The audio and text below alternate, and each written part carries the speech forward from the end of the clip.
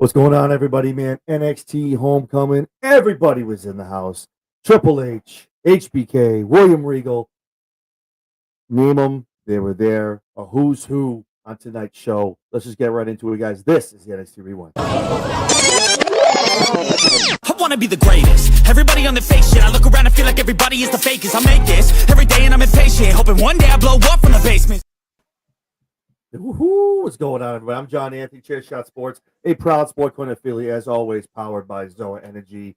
It's Tuesday. What that means is the NXT Rewind. Me and my boy from the Mob Squad, Mike, a Two Stooges collaboration. Mike, what's going on tonight, baby? Chilling, man. Enjoyed the show. I loved everything that had going on today. This is awesome. So, I want to change it up a little bit tonight, man. I want to just have some conversation about stuff, but we'll still walk through the show. We'll pick some parts. So let's do a little differently. What was your favorite part tonight of the show? My favorite part of the show. Let's see. First of all, anytime Steph Vac is out there, I love it. So Doing in 101, my man over here. Yeah, so she's been one of my favorites since like forever. Yeah, absolutely. Before, a long time ago, since just CMLL days, so she's special. So anytime I get to see her wrestle, I like it. I like the fact that they pulled a lot of, let me avoid the word nostalgia. So let me just say that they brought a lot of black and gold NXT wrestlers up there. I did appreciate that. Oh. But I want to say my favorite part of the night wasn't the pop-ups. It was the wrestling matches. I enjoyed the matches they put together tonight. So that my favorite part of the night was the matches. And I'll treat them all equally till I tell you my favorite. All right, cool. So before we do that, we got obviously Zach's in the house. He's got to let us know today is National Banana Bread Day. Damn, I haven't had banana bread in forever. I can't remember last time I had banana bread. Me neither. Damn.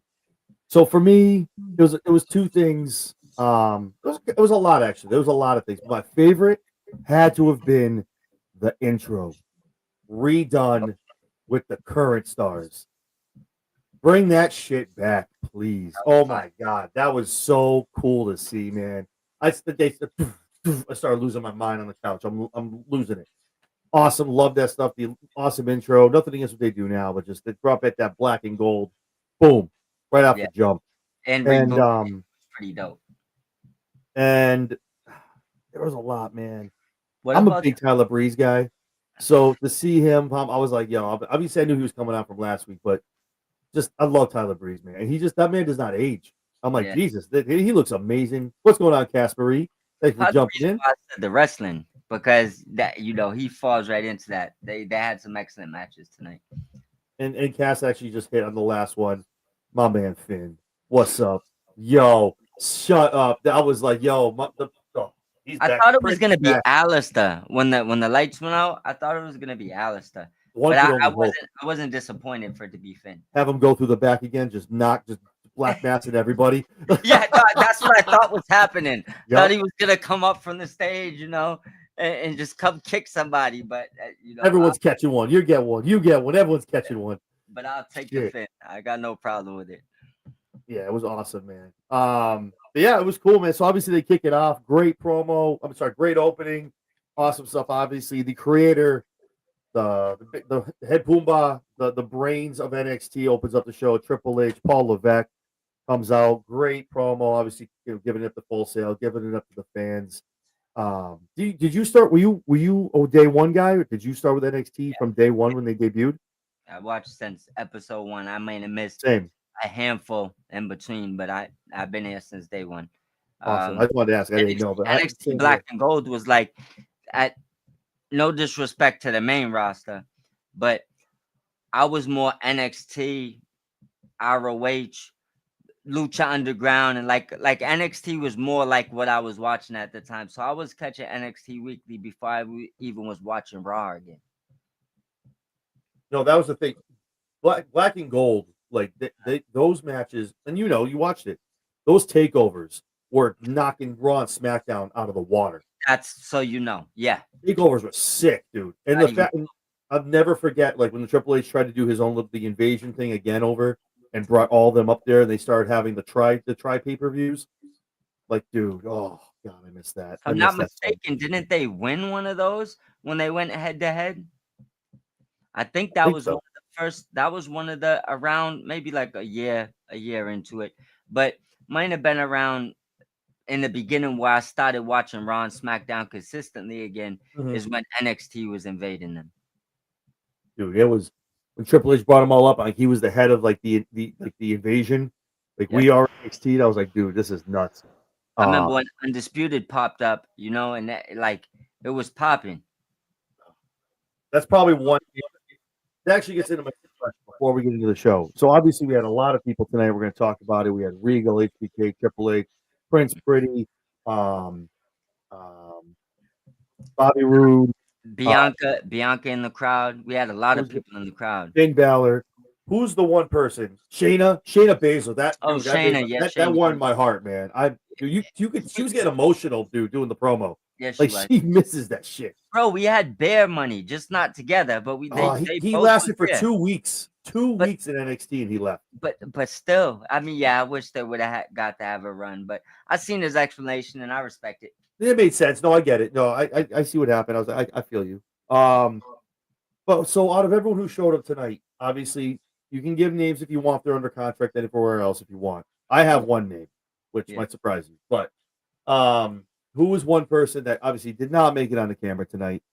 With it being homecoming, who's the one person that you would have wanted to see walk out the what does Triple H call it? The video board?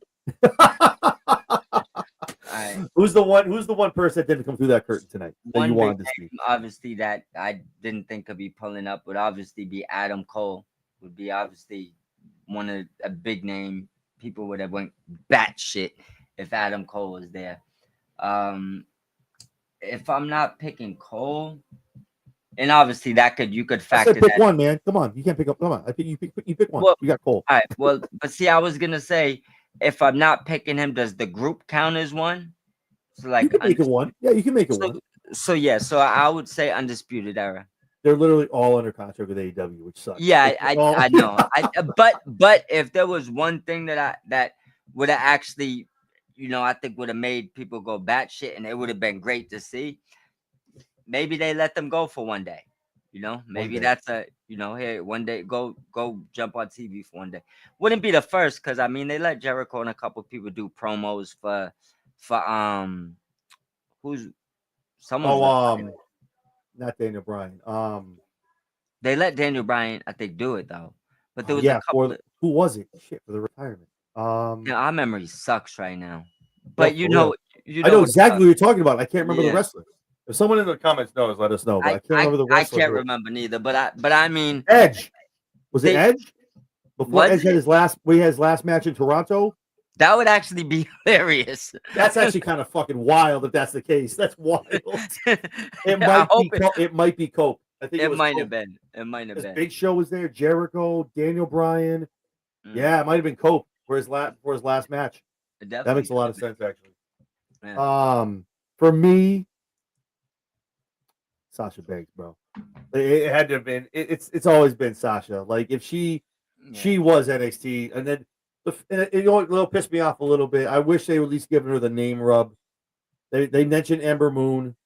They mentioned one or two other people. She'd be and when Charlotte said the 4 horsewomen, I'm like, come on, I get it. Say her name, dude. Well, she said the 4 horsewomen and didn't go through because obviously we know we got to say Sasha Banks' name. But come on, you can say Sasha. You don't have to call her Mercedes. At least say Sasha because that's a WWE thing.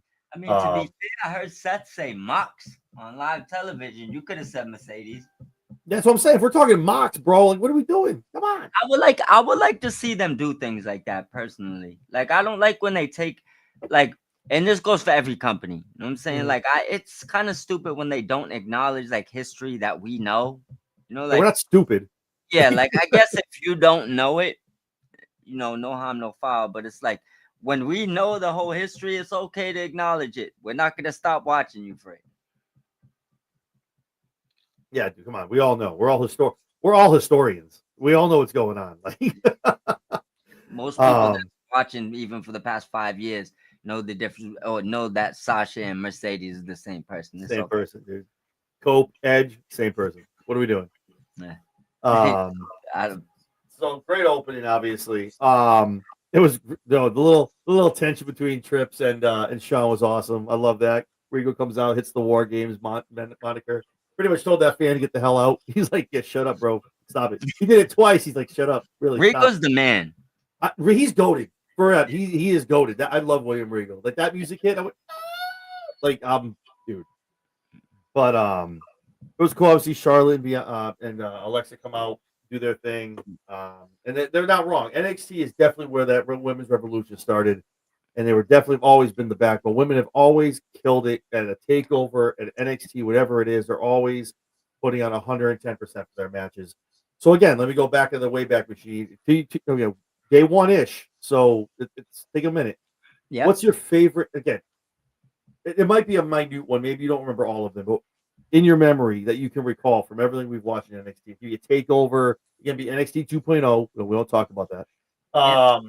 Or we can talk about now. What is your favorite all-time women's match you've ever seen on NXT? Favorite all-time women's match? Oh, that's easy. Bailey and Sasha.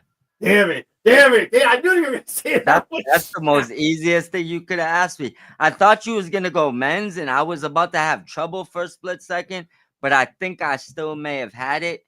It might be, if you went men's, I know it's probably going to involve Johnny Wrestling.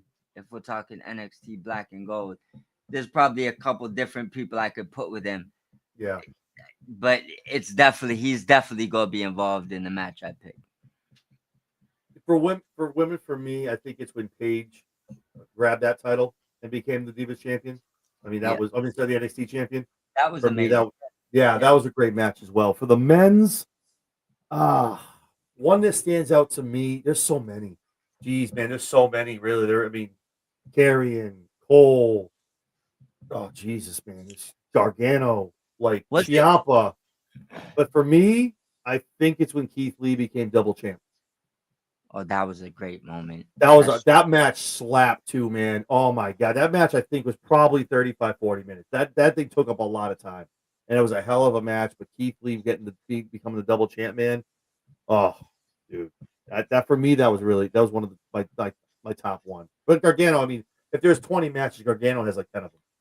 And Ciampa has the other like 7 or 8. It's nuts. Yeah, I know the one that I would go with if I had to pick one, and I would go this. I think would be my favorite one because I feel like this is the one that opened my eyes to really both of these guys. Even though I was watching for a little bit and I knew who Gargano was, I really wasn't into the Johnny Wrestling fad in the beginning. Like I liked him, but I was like, I've seen this before. But then I noticed, like just like everybody else, when it comes to those premium live events, he has another level he goes to. But the match that I liked, that I would say is my favorite, is him versus Alistair at Takeover. Ooh, yes. That's my favorite. Yes. That was like, because it's really like Alistair was like, yo, this is like, in my eyes, I thought I was watching the next Undertaker at that point. It was like, yo, this is going to get crazy, you know? And obviously he could get that back. But when I seen him then, I thought he was like arguably the best thing I've ever seen in the world at that moment. Yeah, that was a hell of a match. That's a good pick. That's a really good pick. And for those that are watching right now, I mean, get in the comments, let us know, man, your favorite men's or women's NXT match of all time from when you've watched. This would be day one, but everything you've seen, man, let us know because there's so many. There really is so many. It's hard to pick. Like that's one of those ones where it's like, dude, I can't just pick one. 100%. Flair and Bliss, they get it on with the calling. Great match. And I second from what you're saying, this match really was great. These two had great chemistry with the calling. They looked amazing together. I think we all knew no titles were really going to change hands. Yeah. But I mean, the women's, well, you never know. The women's titles were probably the only one that could have because they can get defended on all brands. So you could have seen an upset, something happen, and somebody else, and then see them on Friday nights or something, or Monday. You know what I mean? That would have made sense. But they hold on. Sister Abigail obviously gets the 1, 2, 3 from Alexa. Hell of a match. Man. Awesome stuff. Yeah. You see a little bit of tension in the culling. I think we're going to address that next Tuesday. Next Tuesday, we got to talk about it before we get out of here too. Not now, but there are some matches next week, my man. Ooh, boy. It's brewing up to be better than this week. Exactly. And of course, like I talked about, you see Zoruka, Cesaria. We talked about it last week.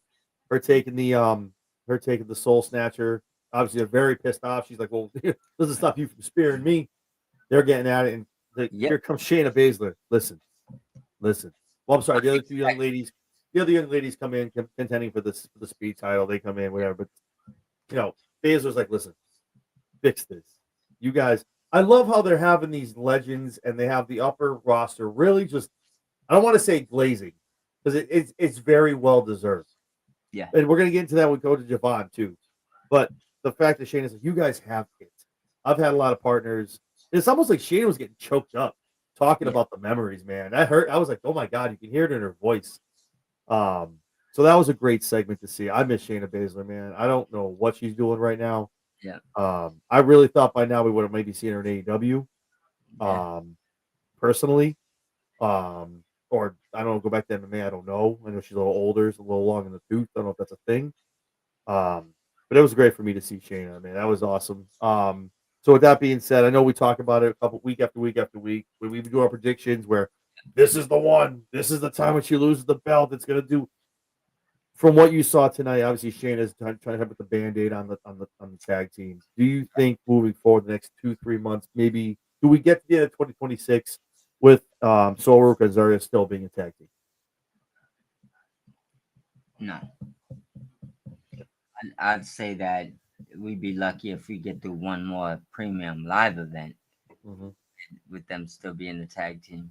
I think it's really about spot picking at this point. You see, they're gonna break up.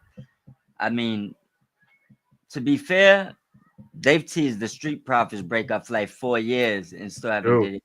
Not saying it's not gonna happen this time. So it doesn't always happen, but I think with these two, I think that, and this isn't a knock. Let me make sure I say this against the Street Profits, but I think that they may have a vision for Ford and maybe still need to find one for Dawkins before they split them, and I feel like that could be part of the problem Yeah. because I feel like unanimously people know Ford's a star and No, they're not not sure what you're gonna do with Dawkins, right?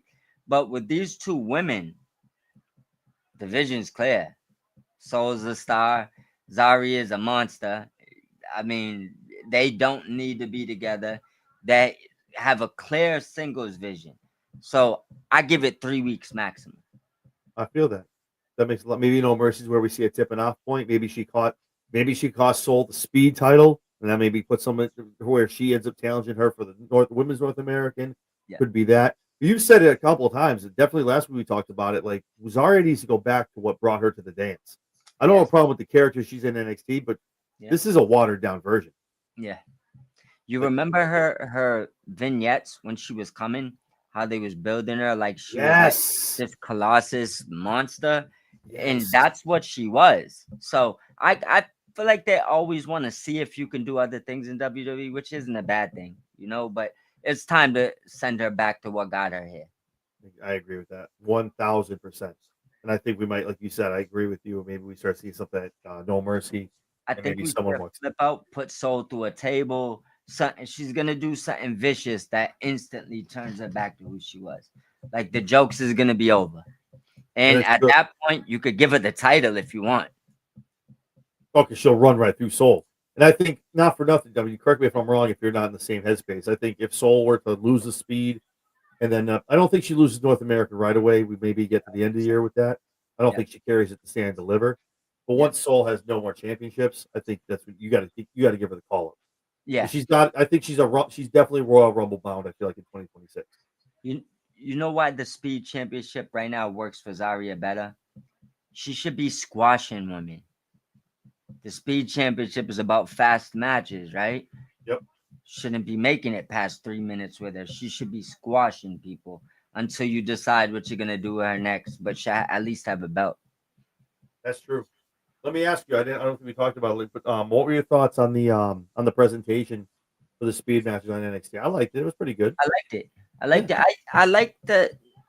I like the Speed Championship more on NXT than I do on Twitter. I didn't like, like a social media I just didn't understand it. Well, not say I didn't understand it. I just flat out say I didn't like it, right? Yeah, But no. adding the belts to NXT, I loved it since it's been on there. I like the presentation. I like that they have little tournaments going. I'm a tournament wrestling guy. I love tournaments. So anytime you give me a tournament, I have no problem. The belt's beautiful, and it gives them another way to showcase the ladies. Anytime you get to do that, I'm all for it. All right, I agree. I like it, man. I like the color changes, everything like that. They're making the sounds with the clock. It reminds me of the beat the clock challenges they used to do, Yeah, like to get like a title shot, who could win the match the fastest. It gave me those kind of vibes, like the beat the I clock like kind it. of stuff. It's like a stipulation in itself for a Yeah, title. I like it. I like that shit. And the fact you got to keep going on in the match, and the actual championship match is shorter than the other matches you got to qualify for, which is Yeah, awesome. I love yeah, that. This next match was definitely tough because the next two, this was my match of the night. nice. Mellow Gang DIY, man, a classic, a banger. And again, I'll say the word nostalgia all day. Yeah, Ciampa coming out to the heartbeat, man, and then speaking of heartbeat, yeah, Gargano coming out to the old school music, man. I popped. I was like, yes, yeah, please. The face paint, but the match itself was amazing. Mello looked great. Him and yeah, Trick haven't missed a step tagging together, and the whole teasing thing. Like, come on, man, you know how to tag you on the show. Hugging and he's like, I'm gonna attack you. Nope, jumps over him, takes out Ciampa, that yeah, kind of thing. Did not see Miz yeah. being a factor in this match. That took me. I'm like, wait, what? Okay, Mello but don't miss. yeah, that's your favorite team. You love them. That's your team. I'm gonna buy you a shirt for Christmas. Send that shit to you. You can wear it on the show. How again? I don't know. We talked about before. I don't. I'm not a fan of the storyline. I mean, it gets Mello on there, and Miz is just that egotistical guy. So like him and Mel, it's like they're butting heads with their egos, which is Yeah, funny. And you saw what happened on SmackDown, where he's like, "I told Mello if he wants that shot, he can take it." And Miz is like, "Yeah, tag championship. You know what, Miz? That's great. Yeah. I'll talk to you later. Yeah, sure. Okay." Mello's gonna obviously get his shot at the U.S. title, yeah. but yeah, I like I them. told I like the tag team. Just don't like that. I just despise that name. you hate the name, bro. You I, hate it. I Don't really. Miz. Yeah. So I'll have your thoughts, man. Again, I don't mean we can take it however you want, man. But this, I think, technically, whatever everything that they do, they hit all the callbacks. Mhm. Obviously nothing but net was hit at the end, everything like that. But DIY was doing all their stuff. Mello and Trick were doing their thing. For me, it was a match of the night. What are your thoughts on the match? Right, the match was amazing. This is what we're here for. Um, like you said, Mello and Trick don't look like they missed a beat. DIY, we kind of know what they're bringing at this point. They're Yep. together. I think together they're a lot better than they are apart. Yeah, probably, I don't feel that way about Trick. They're probably Trick and Mello. They're probably singles competitors more if you want to push them to the top a little bit more. Mm-hmm. And I love Gargano and Champa, but them as a tag team, there's just something about it. They have like that Motor City Machine Guns vibe to them. It's like, yeah, I know they're good apart, but I just really love them together. So I feel I that. I appreciated seeing that, and I love the chemistry that all not just them, but all four of these guys had in the ring. And I have no problem with you saying it was the match of the night. I mean, I have a tie for match of the night. I haven't had one of those in a I while. told you it was tough. I told you it was tough. Yeah, I haven't had a tie in a while, but this is one of my picks. I'll throw it out there now, along with the Vaca, Rhea, and Lyra triple threat match at the end with Fatal Influence. I just really, anytime you could have six beautiful ladies running around in a match, you got my vote. Hey, My vote. So those two matches would be tied, but this match is, I mean, pure wrestling quality. This was definitely what you wanted to see. This is what you came here for. And I think most people went into this show expecting this to be match of the night, and I don't think they was disappointed. no, it was an awesome match, man. Again, it was tough because all three matches. Nothing against the tag match because that was good for what Yeah, it was. You thought it might be a little clunky. NXT with they were amazing. yeah, The Sami Zayn segment, I got a little pissed off at this. I thought, and I've told you this. Briggs for me is the next breakout guy. When he starts going to elevate, I'm gonna look at you like, did you clip that shit when I told you like this much of Yeah. this long ago? When he stepped up, starts talking to Briggs, I'm like, here we go. Briggs is gonna get pulled up. He's gonna go to SmackDown, or at least get some kind of audition to say what you do up here under the big lights on a Friday. Javon out of nowhere comes down, being bouncy, knocking down Briggs. And Javon, again, from another, I want to say legend, but a veteran in Sami Zayn, who is obviously a black and gold alum, Yeah. who is a Ring of Honor, underdog of the underground. The man has done it all. Japan, you name it, he's a globetrotter. Yeah. Telling Javon that he's got it. Undertaker has told Javon he's got it. So let's pause for a second. I know we've talked about it. We've said, I told you, you almost made him your Miss Elizabeth at Heatwave, man. I thought you were going to jump. You could carry him out. We're going to go get drinks. We're going to hang out the bar. But honestly, all things aside, where do you see Javon? I know we've compared him to other people. Where do you see Javon in the next? I'll give you 2 to 5 years. Where do you see him? Obviously called up at this point. Yeah. What do you think his ceiling is? Does he elevate himself all the way to a world championship? Get that much of a pop like a Yeet or a Daniel Bryan or a Rey Mysterio? We've talked about his size; it's a little underneath, but a lot of other things can overcome that. What do you think in 2 to 5 years? Where do you see Javon Evans on the main roster? What he's doing up on either Raw or SmackDown? I give you the yin and the yang. I'll give you the two options. Let's go. If he don't put size on, I see him potentially capping out around US IC title. Great story. Fans behind him, undersized. That's probably his cap, right? If he puts the work in, which I believe he's one of those people that will, I think that his ceiling is Swerve Strickland. He could definitely be the WWE World Champion. Yeah, man. But he needs like 30 pounds. So I agree with that. that's what it comes down to. Now, Swerve was able to gain the weight and maybe lose a little bit of the bounce he had versus what he was doing in Lucha Underground as Killshot. But for the most part, he does all the same moves. Might just have a little bit smaller bounce with it, right? So if Javon wants to gain a little bit of weight, I think within 5 years he could be a WWE champion, or at least in that discussion. Or I'm capping him at this size. I'm capping him at IC champion, and that's still a great accomplishment. Right. No, nothing wrong with that. I mean, a lot of people that's their ceiling, and that is what it is. Yeah. And I bring up Cass's, that it was a random promo. It wasn't though, because everything you just said literally reminds me of Sami Zayn. Sami was small in Ring of Honor. He was smaller in NXT. When he came back, his beard got big, and also so did he. He definitely put on a little bit of muscle. Yeah. He's still not. I feel like 2026. I hear a lot of people saying that WrestleMania 43 is where Sami wins the world title. I'm like, bro, just because they're over there doesn't mean this dude gets the world title. Calm down. But I think 2026 is where we see either on Raw or on SmackDown, Sami grabs that brass ring, and he becomes a world champion. Not for nothing, too. You and I both know this, and Tony does it a lot in AEW. Sometimes you got to reward the work. You really do. And Sami, is he like a very convincing world champion to take on a Brock Lesnar or a Seth Rollins? Yes, I think he is. He's not a small dude. Yeah. But he's scrappy. He's been built like that his whole life. Yeah. But I think it was very, to Cass's point, I think it's very telling for him to talk to Javon, where people are like, oh, selling him off because of the size, like we talked about, and things like that. But I think that's the Undertaker, now Sami Zayn. So you had a legend, a veteran.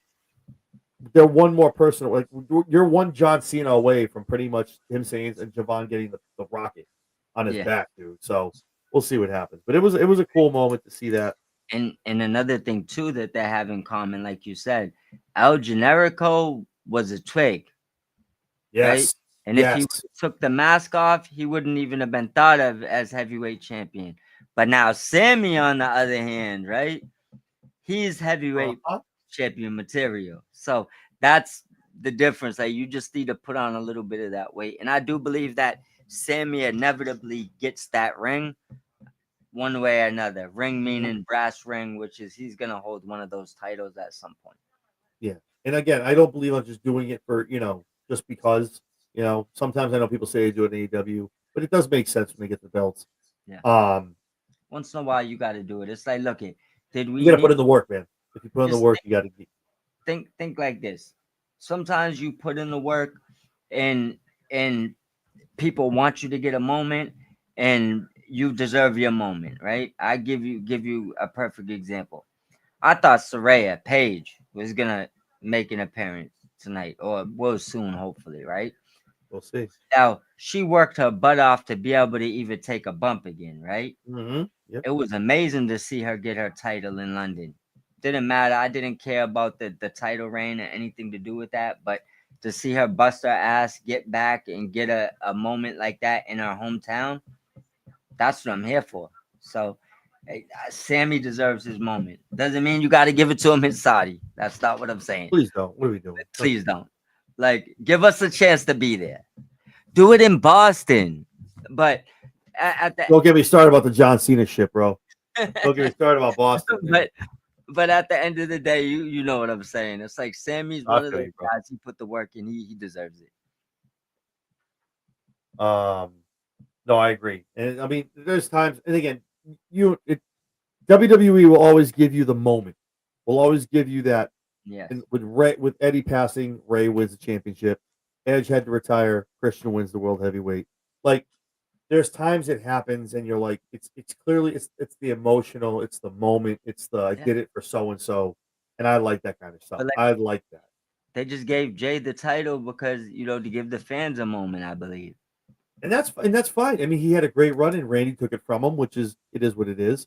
Yeah. But I mean, it's just but it was the right thing to do, and I think with Sammy, and I really think the higher ups are really high. Sammy will do anything. That man, he will do anything. But sometimes when you put in the work like that, you're, and again, not to go against Karrion Kross, being the good soldier. Yeah. But Sammy's been there a long time, eating a lot of shit sandwiches with no bread, and just taking L's, losing, this. So I think at some point next year, you got to look and go, where can we fit this in for 3 months? Have this man have the because that's the thing. Sammy's resilient. If he hits 2 haluva kicks, or he hits a blue thunder bomb, or busts through an exploder in the corner, it's a game changer, and then boom, the guy retains. He still wins. 100%. So it's going to be interesting to see. I'm pumped for it. I'm going to be one of those guys like. Yeah, I would personally. I think they missed the ball with having Kevin and Sammy feud over the heavyweight. Yes.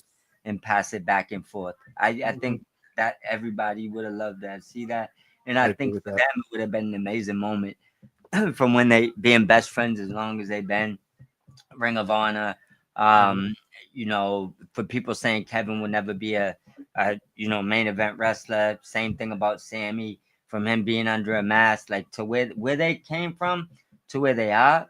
Them two together is the documentary to do. I don't need one of them apart. Like, we need their documentary together. Kind of similar to Christian and Cole. Like, I might go on a limb here. So here's hoping. I mean, Kevin had successful neck surgery. They're seeing if everything fuses the right way. Dare I say, correct? Tell me if I'm wrong, or if you see where I'm going with this when I say it. If everything comes out, Kevin comes back next year, Sam comes back next year. It's going to be too soon for Vegas. Yeah. And again, it's going to be weird. I have a video coming out talking about, as far as it's going to be weird with the Saudis want certain matches. They want to see certain people, certain championships, which is weird. But could you see a possibility? Could we see an Eddie Benoit moment in the ring where Sammy wins his respective belt, Kevin wins the respective belt, and they're celebrating the ring together? They both made it. And Kevin again has already been a champion. I get that. Yes. But he gets that, and then at the same time, Sammy gets that belt. You have those two kind of in the ring. They come down. One comes down to congratulate the other, and that kind of thing. Like that I could see that kind of thing going on that we saw with Eddie and with Chris Benoit. I would love to see them feud over a title. Maybe even somehow get into a triple threat, and Sammy wins the match, and KO flips out, but then he comes and raises his hand, or even just Sammy wins the belt, and that's KO's return, and he comes out and raises his hand. I would love to see that moment. I can't say we will, but I'll be giving him that that old NXT rub where he gives him the power the buckle the power bomb onto the ring. Yes, So yes, I mean, we could. I would love to see it. I don't know if they get there, and obviously, I'm praying for KO to just get a quality of life back, and if he could get yes. back in the ring, absolutely, man. I love to see KO back. Awesome. So this for me this was the tie, the other match for me that I had almost tying with the first match. Well, I'm sorry, the DIY Mellow Game Yeah, match. yeah. Breeze, Ethan Page, a who's who, a stellar match. These guys went, dude. Breeze could still go 100%. I know he's still like he does the video game stuff. He's still with them. Does the up down down stuff a lot with Xavier. And I think you have said it week after week after week. Ethan is just buying time, doing favors, being on this brand because he belongs on red or blue brand, man. He is just, and tonight showed that. He just He's looks too so good. good. He's so multifaceted. He has so many moves in the arsenal. Brett goes into the bag, is ready to go, and Tyler looked just as good. Um, They better chill but with matches like this, or they're gonna be the third brand. They're not gonna be able to call people up. I'm, t- I'm telling you, So they're that's going they're going back on the road too. yeah, And y'all better chill, or we gonna start demanding you don't call people up. So keep them on that damn brand. don't take them out of NXT. I'm not gonna lie. So when Triple H started talking about that, it got me a little worried because he's like, "What about what if?" And I'm like, "Oh no, they're gonna announce some kind of weird fucking TV move or something. What are we doing?" I was like, "No, no, no, no, no, no, no! Don't move on to CW. What are you doing? Don't move Tuesday nights. Don't do it." Because they would have the balls at this point to be like, "No," because that would be some shit. Like they'd be like, "We're going to Wednesdays." Oh, here we go. Here we go. Yep. So I'm like, no, don't do it, please. Hey, look at this point, let's war. Do what they got to do. I don't even care no more. I'm, You and me are I'm not you and even. me are sick. Go ahead. No, you and me are sick. We want that. Let's go. Like I want that competition. Let's go, baby. Like I don't care. Do what y'all got to do. I'm watching. Figure this shit out, man. I'm watching both anyway. Fuck it. Whatever. I don't give a shit. I'm watching it. I record Dynamite discussions on Thursday anyway, so to be fair, I'd still be free. No, my stupid ass. I got the laptop going and I'm watching that shit. I got the picture going on my TV. Well, no, I watch Dynamite on Wednesdays, but my podcast for that we don't do till Thursday.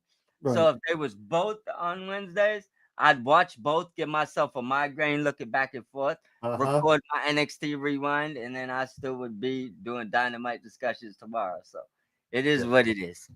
I hope, please, God, don't do that. Jesus. Don't do it to me. I'm being completely sarcastic here. That's why I looked. I was like, Paul, don't do it. Don't announce that shit. Don't do it. Stop it. Save that shit for Bound for Glory with TNA. Stop it. Yeah, just for podcast purposes, please don't do it. After we talk about this match, I do want to talk about something involving TNA too. I want to talk about that real. I do too. Let's talk about it. Probably the same thing then. I like it. Let me quote Trick. Let's talk about it. The grown folks are talking. Let's talk about it. Yeah. So, it's crazy. He told someone 10 years older than him that. Yeah, I know. I was like, I loved it. You're not talking to Javon, bro. Stop it. Like, what are you doing? Stop it. Maybe Ricky Saints is 10 years younger than Ricky Starks. I don't know. Oh, I can't wait to talk about that segment too. Let's go. But yeah, Tyler Breeze, Ethan Page. There's a bunch. I mean, hits a twisted grin. He gets the win. You knew he wasn't going to give up that belt, but Breeze looks amazing. Half man, all model, looked amazing in the ring. Obviously, Ethan Page is the man. He does it all. I don't every time I watch him, he just is something else where I go, man, this guy, he gets it. And we say it all the time. He's doing Sean a favor by I'll hang down here for a little while. All right, cool. We got nothing for you anyway up there. So hang on down here, be the big fish in a little pond. That's cool. Be that guy. Yeah. But I gotta step away for 2 seconds. My little one's crying, but I'll let you just kind of talk about what your thoughts on the match were and Ethan retained the belt. I got you.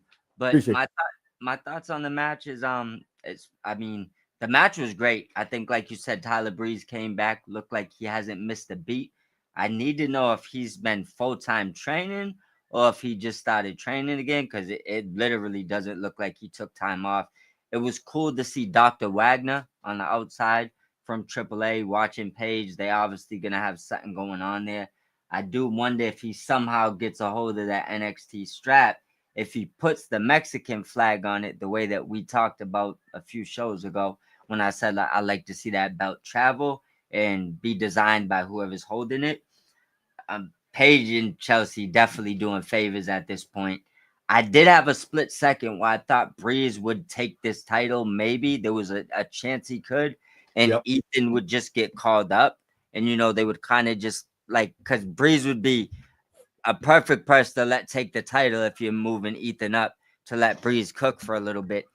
I don't know when you stepped away if you got to hear what I said though, right?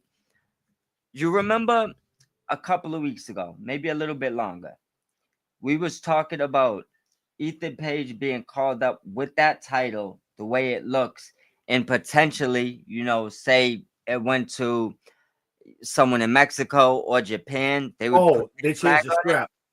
Right? Now we got Dr. Wagner stalking Ethan Page, right? Which from the match they had in AAA. I want to see Dr. Wagner be the one to take the belt and put that Mexico flag with it and take our idea. He's letting them know. I'm like, okay. Yeah, it would just be dope to see them take our idea. Not even because we said the idea a real long time ago, but because you look at that belt and you just think Mexican flag behind it, fire. Japanese flag behind it, fire.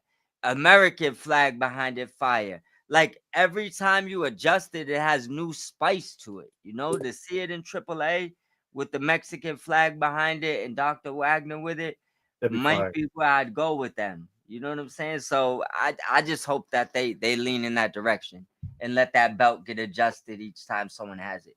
And then when that happens, we snip out the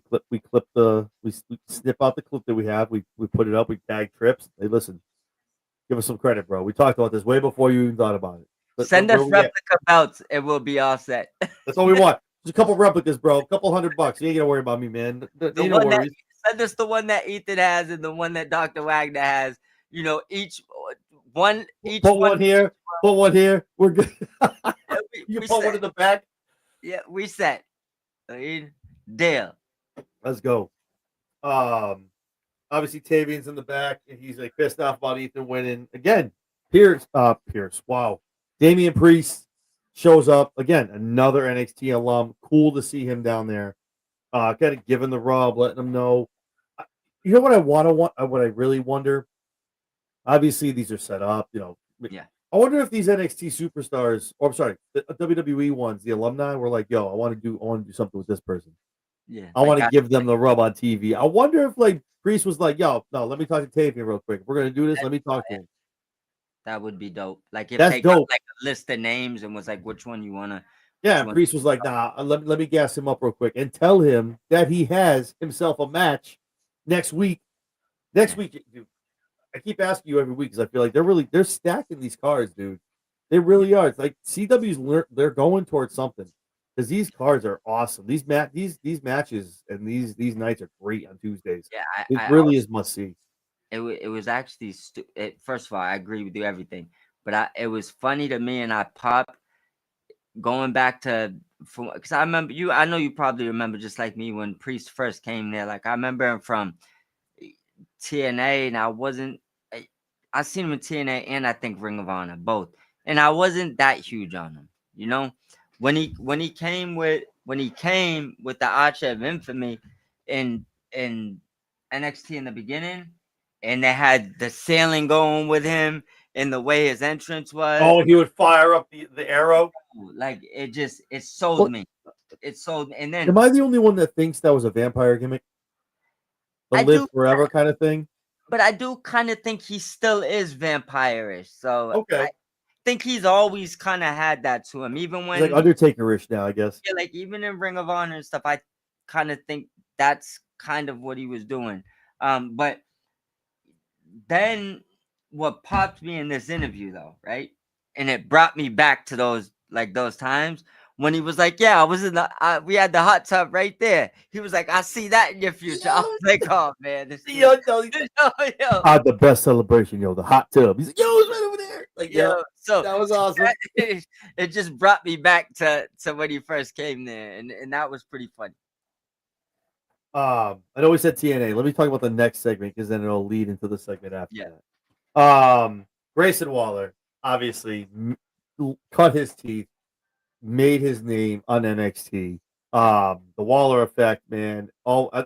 This is probably my guilty pleasure of like Grayson Waller is probably one of my favorite wrestlers that I don't talk about. This man is underutilized. He is a good wrestler. He is amazing on the mic, as you saw tonight. He's top 10 on the mic. He's Dude, heavily underrated on the mic. and I get, he's coming out here looking like Little Nas X with the Boo Day, and that's fine. Whatever you want, baby, do you, Boo? Like I don't care. Like, but what he wore yesterday, I was like, bro, no, don't do that again. Don't wear that. But he had, I quote, he had overrated on his show along with Ricky Soft. And Oba had some words. Had some words for Ricky. Yes, he did. Damn. And Ricky was okay with the rebuttal. I wasn't feeling it. I mean, he tried, but I don't know if they were like, okay, how would you guys write your own promos tonight and bring them to the show and let's see who wins? You know, do you remember the old 2K games before it was 2K when you had to pick the promo, what you said to the other wrestler, and it gauged if you won the promo or not? Yeah. Dude, Oba's meter was on fire. Oh, he crushed him. If you're Ricky, you got to be like, fuck, man, this guy killed me in national. If Ricky and that got roped for you, you're highly upset right now. You saw his face. Ricky was like, man. Yeah, he was like, I came a long way from disrespecting Cope on my own shit. What is this garbage? Yeah, right. Oh no, you're gonna put me over the edge. I was like, no. He was cooking in that one. See, you let Ricky. That was a good promo. That was a damn good promo. I didn't see nothing to get mad over neither. You let Ricky cook, he can cook. That's why I said if he didn't do this himself, I know he was looking at that shit like, you motherfuckers. Like I could light this shit up. What are you doing to me? He was in the mirror like this, mad as hell. God damn. Oba cooked him, bro. Oba got him. Like he really did. Yeah. Look about there with their flamboyant clothes. I'm like, no, Oba, leave him alone, man. Damn, man. Don't pick on a man's wardrobe. And your iconic stature. Damn. But boot to neck. Right on it. Take that. Gave him the Diddy. Yeah, bro. Well, not that Diddy. Not the Drew. Not the Drew McIntyre Cody Diddy, apparently. But Lord of mercy. No, I saw that promo. I went, yo, Drew, stop it. What are you doing, bro? Obviously, out of all of that, we get Grayson proposing that we get title for title next week, which is wild. That's why I was like, I literally went onto my phone. I went, is there an AEW show on Tuesday next week? We're doing this on pay TV. We're doing this on CW. Okay.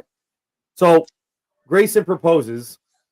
TNA champion Tricky Williams taking on the NXT champion Obafemi. Title versus title, winner take all. Winner faces Ricky Saints at No Mercy. Yep. For me, and I think I'm saying this mainly because we're going. So I don't know how you do this before Bound for Glory. Yeah. But I don't know what the road is. I think they're trying to get creative. Because I think people see like Trick not defending the belt. And by the way, what happened to Trick not defending the belt for 40-something days via contract? And now he's got to put that belt on the line? Again, come on. Follow the story, guys. Follow the breadcrumbs. You're telling Santino you can't defend it. Your lawyer's saying, no, not until Bound for Glory. And then now he's defending it next week. The only thing I'm thinking is his lawyer must be Mark Sterling. Shout out to Mike Sterling, by the way, who just had successful surgery. He's on the mend, so love to see him in WWE. I'd love to see him in WWE as a character. Mark Sterling is dope. He's like the comedic version of, not the MVP isn't funny. Yeah. But he's the comedic version of MVP. A little less serious, a little more funny, like getting in there, getting his ass kicked, like all that good stuff. MVP does not get touched when he's in that ring. MVP doesn't look like he gets touched much in real life when it comes. Let's talk about it.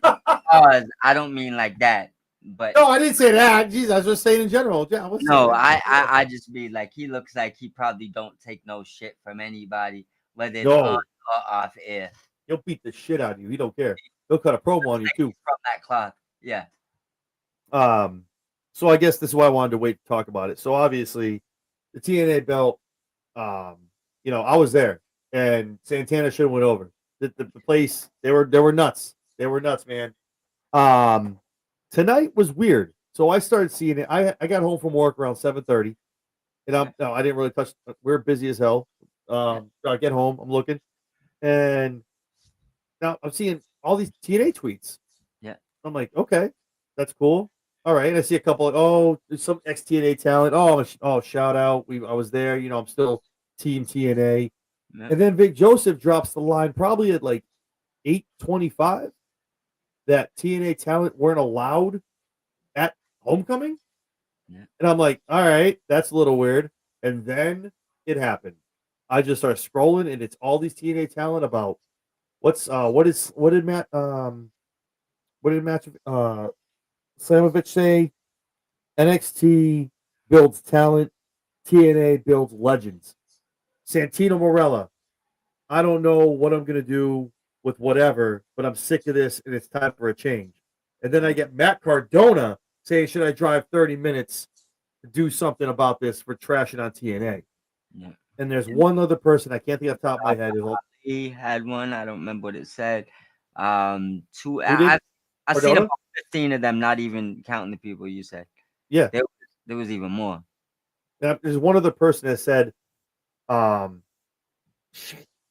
Santana. No, it was Santana. Yeah.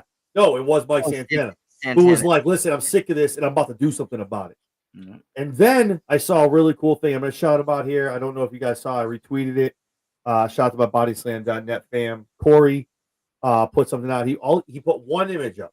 If you saw the retweet, I put up before we jumped on here. I didn't see it. He put one picture up. It's from an old pay-per-view. You might be familiar with it. Yeah. It was the Invasion logo. Oh yeah, I did. That's all Corey put. I literally retweeted it with the fingers crossed, and I'm like, Corey, no, I haven't texted him yet because I'm waiting towards. I'm like, he knows something. Yeah, something's coming. But the main thing is, I'll throw it up to you, let you talk for a couple minutes, and like I would love to hear your ideas and your thoughts. But this is definitely TNA is definitely whatever's going on. Not only speculated what's really going on, who's really pulling the strings.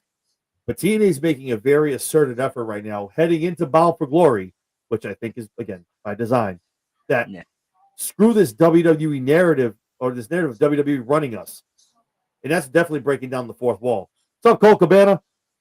Definitely breaking this down of like, we read what you people are saying. This is bullshit. We're our own company. Screw WWE. We're our own people. And Trick has our damn belt.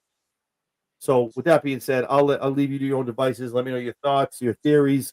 And what do you think that tweet, the match, like AEW's done it before where they take heat, all the talent put things out. What do you think the point, and the end result is of all the TNA talent tonight, and even Santino Morella getting in there, flooding Twitter with WWE's to run us, we're our own entity. What do you think comes of that in the future? And of course, leading into Bound for Glory. All right. Take it one by one. All right. So I'll start with this. There's definitely an invasion angle coming. Because I want to say when I started counting them, I was at like 16 TNA people or around TNA tweeted, and all of them was talking shit. But here's the common denominator: hashtag NXT Homecoming. So you all promoted the shit out that show. So that's the overall thing. You promoted the show, so I know the working relationship is fine. Other than that, you wouldn't have cared about hashtagging them. You wouldn't have tried to trend anything. Make sure you tag hashtag though. Yeah, so that's a design promotion.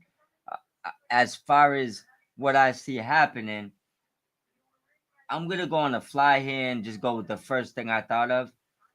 I'm pretty sure they invade during that match and they take their belt back, which means that I think that they come there. Either how many they might invade in other matches as well. I'm not saying it's only gonna be that match. We might see Masha attack a woman backstage. We might see a couple masked people attack somebody coming into the building. But I think end result is when Trick Williams and Obafemi are fighting for that title, they both get mauled. They both get put through tables. They probably both go through the announce table. They probably get beat with kendo sticks, chairs, ladders, tables. Probably the works. Oh, boy. Right? Yeah, exactly. And I believe that either they take that TNA title back and they choose who's gonna face Trick for it at that day to get their title back. Maybe they take that and the NXT title, tell them to meet them at Bound for Glory to get their title back. They win, get their their title back, and Ooh. they throw the NXT title back on Trick Williams' body, something along that line, and let him leave with his NXT title. Which at that point is time to boost TNA, which was kind of what I was saying from the beginning. But if their goal was to throw them down a mountain to send them back up in a air balloon, I'm with that. I just didn't want to keep seeing them get stepped on. That's a great analogy. That's a great analogy, actually. I really like that. Said, look, I'm gonna throw you down the mountain, but down there, right, you got an alien balloon. I'm gonna send you past you ever been, higher than you ever been. So like just don't die falling down the mountain, though. You know what I'm saying? So, And I've told you too. I think we're up Bound for Glory, man. I think, like I said, I think they all come out. yeah, They announce that TV deal. I'm telling you. yeah. I think that we're gonna see a mugging next week when that title match goes on. I don't think nobody wins.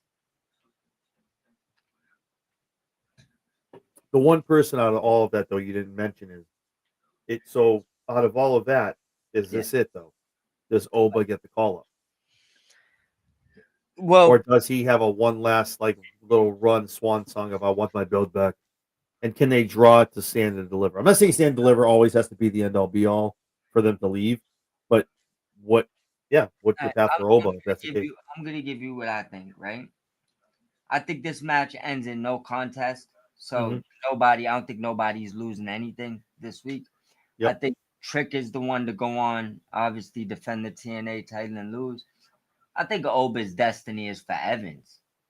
I think Evans got to come back and get that title, and that's why he's going that Evans stream, bro. You need to stop, man. I'm telling you. I think it's my thing is this. I think that's why they have all those conversations with the Sammys and stuff, talking to him like, yo, you got it. Because I think it's about circling around to come back. You see what I'm saying? And I'm not saying that's definitely going to happen, but I kind of see that's who's going to beat Oba right now. Like, dude, Evans, good luck. Yeah, like, so I just feel like, think like this. Everybody else, I think, for the most part, will have to actually beat Oba, right? Like beat him, like not no upset. Like you gotta beat him. Like Evans can shock him in a win, like where it's like got him quick, haha. Like you didn't actually put Oba down. You didn't. It was just kind of like the sneak attack pin. So I feel like, or the sneak attack knockout move, which is like, damn, he got Oba by surprise. I just think everybody else, you got to kind of physically beat him because they're like bigger. I just think the shock factor where Evans works with him, if you're going to move him on. I mean, there's a few other people too that it could be. I mean, you could build up Briggs. You could build up a couple other guys, but I just think Evans would be my pick right now. It's a close pick, man. It really is. Like that probably would be the pick too, man. That would be the one to do it. I just want to make sure when Oba does do that, it's like we've talked it to death of the Oba path once he drops that belt. What you got to do with that man? Because because if you don't got an idea with him, I'd rather him where he's at. Yeah, like have we seen brother from oh my god, where's Tony D'Angelo getting groomed to get the call up, man. I was convinced that was the next member of the Vision, bro. I was convinced. Tony D still got to get the call, but see, this is the thing I don't like. Do you have a Vision that you're rebranded, or is he on the shelf till you figure it out? That's the part what I don't like. Because if he's on the shelf till you figure it out, I would have just loved to still see him going crazy on NXT. Oh, real quick, not to cut you off. Yeah, I saw something real quick. So Moose weighed in on the match that we just talked about. Yep. Would it take all? Is that even possible? Tag Santino. Tag Carlos Silva. Doesn't Carlos have to approve this decision? This is very frustrating. We'll be watching this match very closely. I have unfinished business with both Oba and Trick. So do we And I Maybe think I might have brought this up 2 weeks ago, 3 weeks ago. Maybe I'm wrong. I know I said it at some point. triple threat. Do we get that triple threat? First pin gets this belt, second pin gets that belt, and it kind of protects somebody. You know what I mean? It's possible. Or But is do we? Moose really the guy? I mean, again, Moose he's not after TNA. He's done. He's old. He said that himself. He goes, I'm done with after here. There's nothing else I got left to prove. I'm done. Yeah. But is Moose really the representative we want out there? What about where's Santana? Where's all the? I just don't know. Moose is the guy. Maybe Moose is a key part, like you said. He comes on next week. Yeah. Has something to do, distracts, does something. I would go Santana, but also another thing that could be, and this is could be a super reach. So let me make sure I say that. I know that WWE flat out said they're interested in Santana. So does him maybe not how long is his contract? Maybe Moose is just the longer contractual guy to TNA, so they go that route because of that. But if you're just going off of who I would pick and who I think they should pick, Santana should be the guy. Like I think he's the biggest, well, the brightest star they have right now. Oh And my God, Santana's amazing, man. yeah, That's my boy. He comes. I'm an instant Santana fan. He comes over to NXT because then he gets his call up also to WWE, like with Raw or SmackDown. Like, dude, I've been chasing his work since LAX, bro. Trust me, I'm very familiar. He's a beast. and That that actually segues perfect into what I think I talked about 2 weeks ago. We had a little discussion about it. Bobby Roode, man, my man Glorious is there. He comes out. Joe Hendry's name gets said. You can't do that. You can't do that, man. Kool-Aid man, Kool-Aid. Did you hold up? Did you hear? Did you hear what he said to him though? Yes. Now that you're here in NXT, that's what I'm about to talk about. Yes, that's why. Go dive off on the Kool-Aid man. That's what I'm saying, dude. This man is signed to WWE. But why are we hiding it? And the fact that his name came up with TNA letter like colors, I'm like, stop it, because again, I feel like they want him to be a dual threat. Like kind of trick is they want Joe Hendry, they want to hide it. No, stop it. Joe Hendry has been on the past 7 NXT shows. He's been on 2 impacts. We're not stupid. Yeah. He's on it's almost like contractually, like, okay, we need you on the show every single week. Okay. And now Rude's telling him, listen, there's one title you got to go for that I got, and that's the NXT belt. I went, you literally just told him to go for the belt that's not even in the company he's in. That man is clearly signed to WWE, which is great. We all knew this was going to happen. The WrestleMania moment, everything, the memes, the t-shirts are going to be stupid. Like, the moments are going to be funny, but that's what Joe Hendry does. Like, he's leaned into that. He knows he's comedic, but he also can wrestle. He can get, within reason. But he can still get the job done. But they still want him to be a dual threat. They're still putting up the colors of TNA, and I'm like, no, you are WWE now. You are part of the universe. Stop it. But yeah, that's what I wanted to talk about. I'll throw it up to you. I know we talked about it before. This is clearly, I can't be the only one. All signs got to be pointing with this that he's obviously signed with WWE. We've been 2 of the first people onto his ass, boy. Exactly. We know. We got receipts. Like we were. There's 2 things I ask you though, right? First thing is this, and I'm not saying these things I believe to be true, and one of them is more like just what you think's going on. But do you think they could be avoiding announcing it, maybe because they think it could piss off the actual diehard TNA fan base? Yeah. Yes.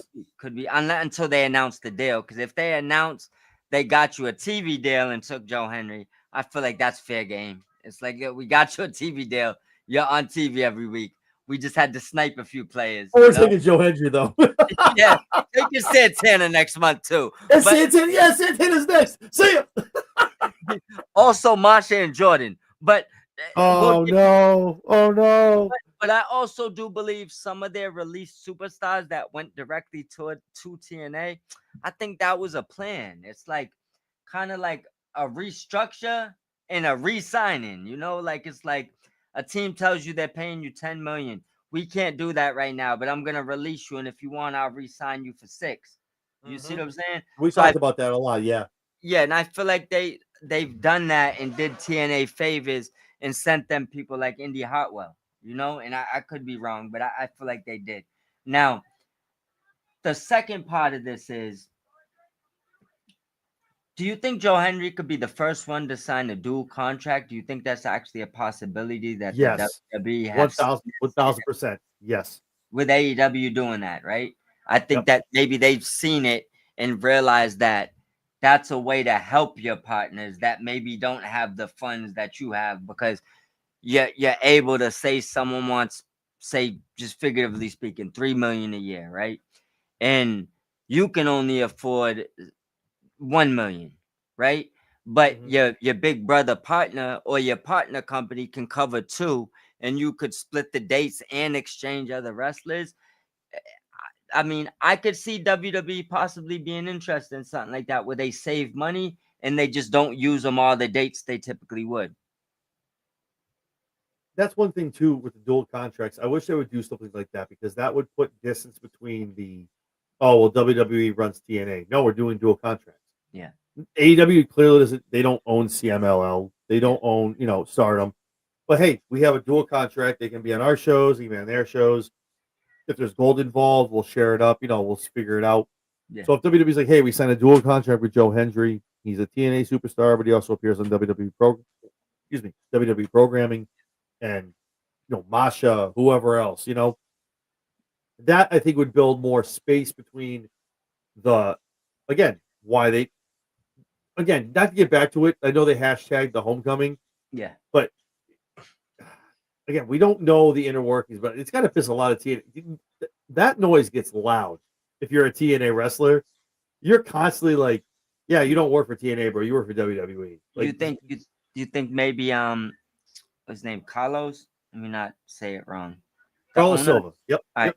Carlos Silva. You think maybe he knows that, or maybe just think that all know that this may have been frustrating TNA wrestlers, and they said, you know what, take it to your advantage, bring it to social media, say whatever you want to say. Obviously, don't get vulgar. Don't get wild. Still our partners. Still big brother. But you know what, though? We know what you're going through, but we have a bigger picture. Speak your piece. Go on there and say it. For me, and I noticed it 2 weeks ago. It wasn't on last. I don't think I saw a sign last week with EY. But did you happen to watch TNA 2 weeks ago when they had the random guy holding the sign with the cleanse? Yeah. That's that for me was key. Like, now we're doing the stuff on, like, so talking TNA is going to move to the Friday afternoons. I'll have a time later on.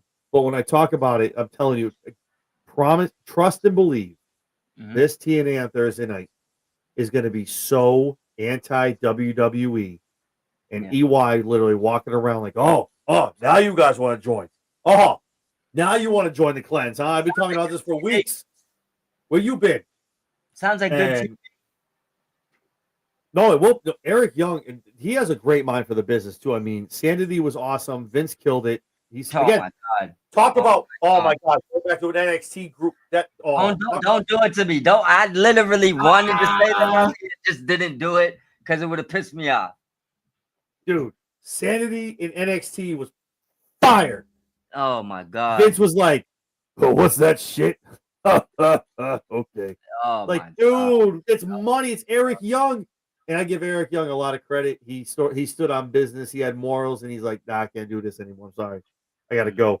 So I give him props. But he don't F with Vince at all. Nah. But even now, there's definitely some other people pissing him off. I don't know who it is. But I give him credit. But I think he would work with Trips.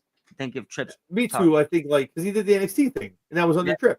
So we'll see what happens. But Sanity was sick. But EY knows what's up. And that dude. Yo, first up, props up to my man. I think I talked about it that week. My man just stood. I think he maybe dropped like an inch. He held that sign the whole 14 minutes, bro. Didn't move. I don't know how the hell he did. My man waited. I was like, okay, like, let's go. Shout out to him. My arms were tapped out 2.5 minutes in. Same. You got me for 6 minutes. I'm like, I'm slouching and shit. I'm like, yo. At my drink. I'd have been looking at my drink like, You're like this. You're holding it with one hand by the top, like, we're good. You got a straw? It's like, come on. But yeah, no. So I think it's gonna this Thursday's TNA is probably one of the best to watch right now. Moving because now they're Bound for Glory season. We got 3 weeks, baby. Yeah. 3 weeks. Let's go. Yeah. It's here. We're coming here quick. So I think they're going to start clicking into their WrestleMania season, their stuff going on. Matches are going to start coming out abundant. But I think this Thursday you start hearing the anti-WWE mantra from EY, Santino, everybody. I'm sure Trick's going to be on the show because that's what he does because he's the champion. And that I need to know at the end of the day when it's all said and done if Trick is really wearing that belt upside down because he turned TNA on its head, or because he fucked up that last time he had the belt and put it on backwards. And it was like people were like, "Yo, Trick, what's up with the belt?" Nah, man, it's because I turned it on. It's no, you screwed up. You don't want to admit it, so you're gonna wear that thing upside down the entire run now. I see what you're doing, Trick. I'm gonna go with this. He put it on upside down, and Mello gave him an out. He said, "Bro, this is what you do. Tell him TNA upside down." And he was like, "You know what? Mello don't that miss. Works. That works. Mello don't miss. Not Miz. Yes. Yeah." He was like, "You on to something? I'm gonna use that." That's good. But it's gonna be good. I think starting this Thursday, moving the next 3 weeks of Impact. I was gonna say we can figure it out. I definitely want to have you on talking about some Impact. Obviously, we're gonna be there live, boots on the ground, baby. Yeah. Talking about man, I'm so pumped about the Lord, man. I'm so pumped. I think there's some big things going down at that show. So excited. Yeah, I think I expect a lot of new signings coming too because with the TV deals is gonna come a lot of new money. And I think they're gonna be able to, and I'm not saying that they're gonna go out and throw these huge contracts and instantly spend it, but what I'm saying is I think that their revenue pool of being able to sign contract is gonna open widely, and it's gonna open from this pool of wrestlers to this pool because now you got more money you could spend. Right. I'm not saying they didn't have that in like the early 2000s, but it's been a long time, So I go ahead. No, I was gonna ask you. So, and you just real quick, because with the big TV deal, money, obviously. Let's say they sign a TV deal, they announce a Bound for Glory. Would you want to see Matt Cardona kind of grow some roots in TNA and hang out, or would you want to see him do a little thing and come up to WWE? Where would you rather see? Here's the thing. Matt wants to go to WWE. So oh my god, yeah, so bad. Did you see him at the last? Did you see him last weekend? But he tried it at GCW. He was like, "Man, I screwed up, man. I was supposed to be in Indianapolis this week. I was supposed to be in Indianapolis next week for WrestlePalooza. The place went nuts. He's like, I'm too good for GCW. Yeah. I just messed up my flights and my days, man. I'm supposed to be at WrestlePalooza. I'm like, oh no, here we go. So I know he wants to be in WWE, and his wife's obviously there. So I would prefer him to get the contract he wants because I know that's what he wants. Now, the part in me that would say, nope, I don't care what he wants. I would love to see him in TNA take that belt and go on like a 2-year run with it. Like that's what I would like because I think he'd be the absolute biggest shark in that pond, and he could swim around as long as he wants. He still could do independent stuff. I mean, probably technically could still do AEW stuff, but my thing is, if I got to pick, yes, I would like to see him go to TNA and run that building for a while, because even if he went to WWE as the complete Matt Cardona, it's still going to take a long time before he ever sniffs that heavyweight title. I feel like TNA, you could really have it in 3 weeks if you really dedicated yourself to them. Yeah, it makes sense. People believe it. He's a huge favorite in TNA, so people love seeing him pop out there. Yep. That'd be definitely a good way to bridge the gap. And again, it's TNA. They have the partnership. Maybe he pops up on NXT. Maybe he's in the crowd somewhere at a Raw. You know what I mean? Something weird like that. Yeah. So that's always good to see as well. I also wouldn't mind seeing Matt Cardona go take the NXT title for like 3 months and then get called up and get a real push. Like for some reason, he has like, and if he threw on that Ninja Turtle get up where he did that Ring of Honor and showed up at NXT, he just looks like instant NXT champion for a couple of months before the call up. And he feud with Ethan. Go give Ethan the U.S. title eventually, right? Have Cardona's call up B when he wants to go feud with Ethan and get his woman back. We got something here, you know. What happened with that too?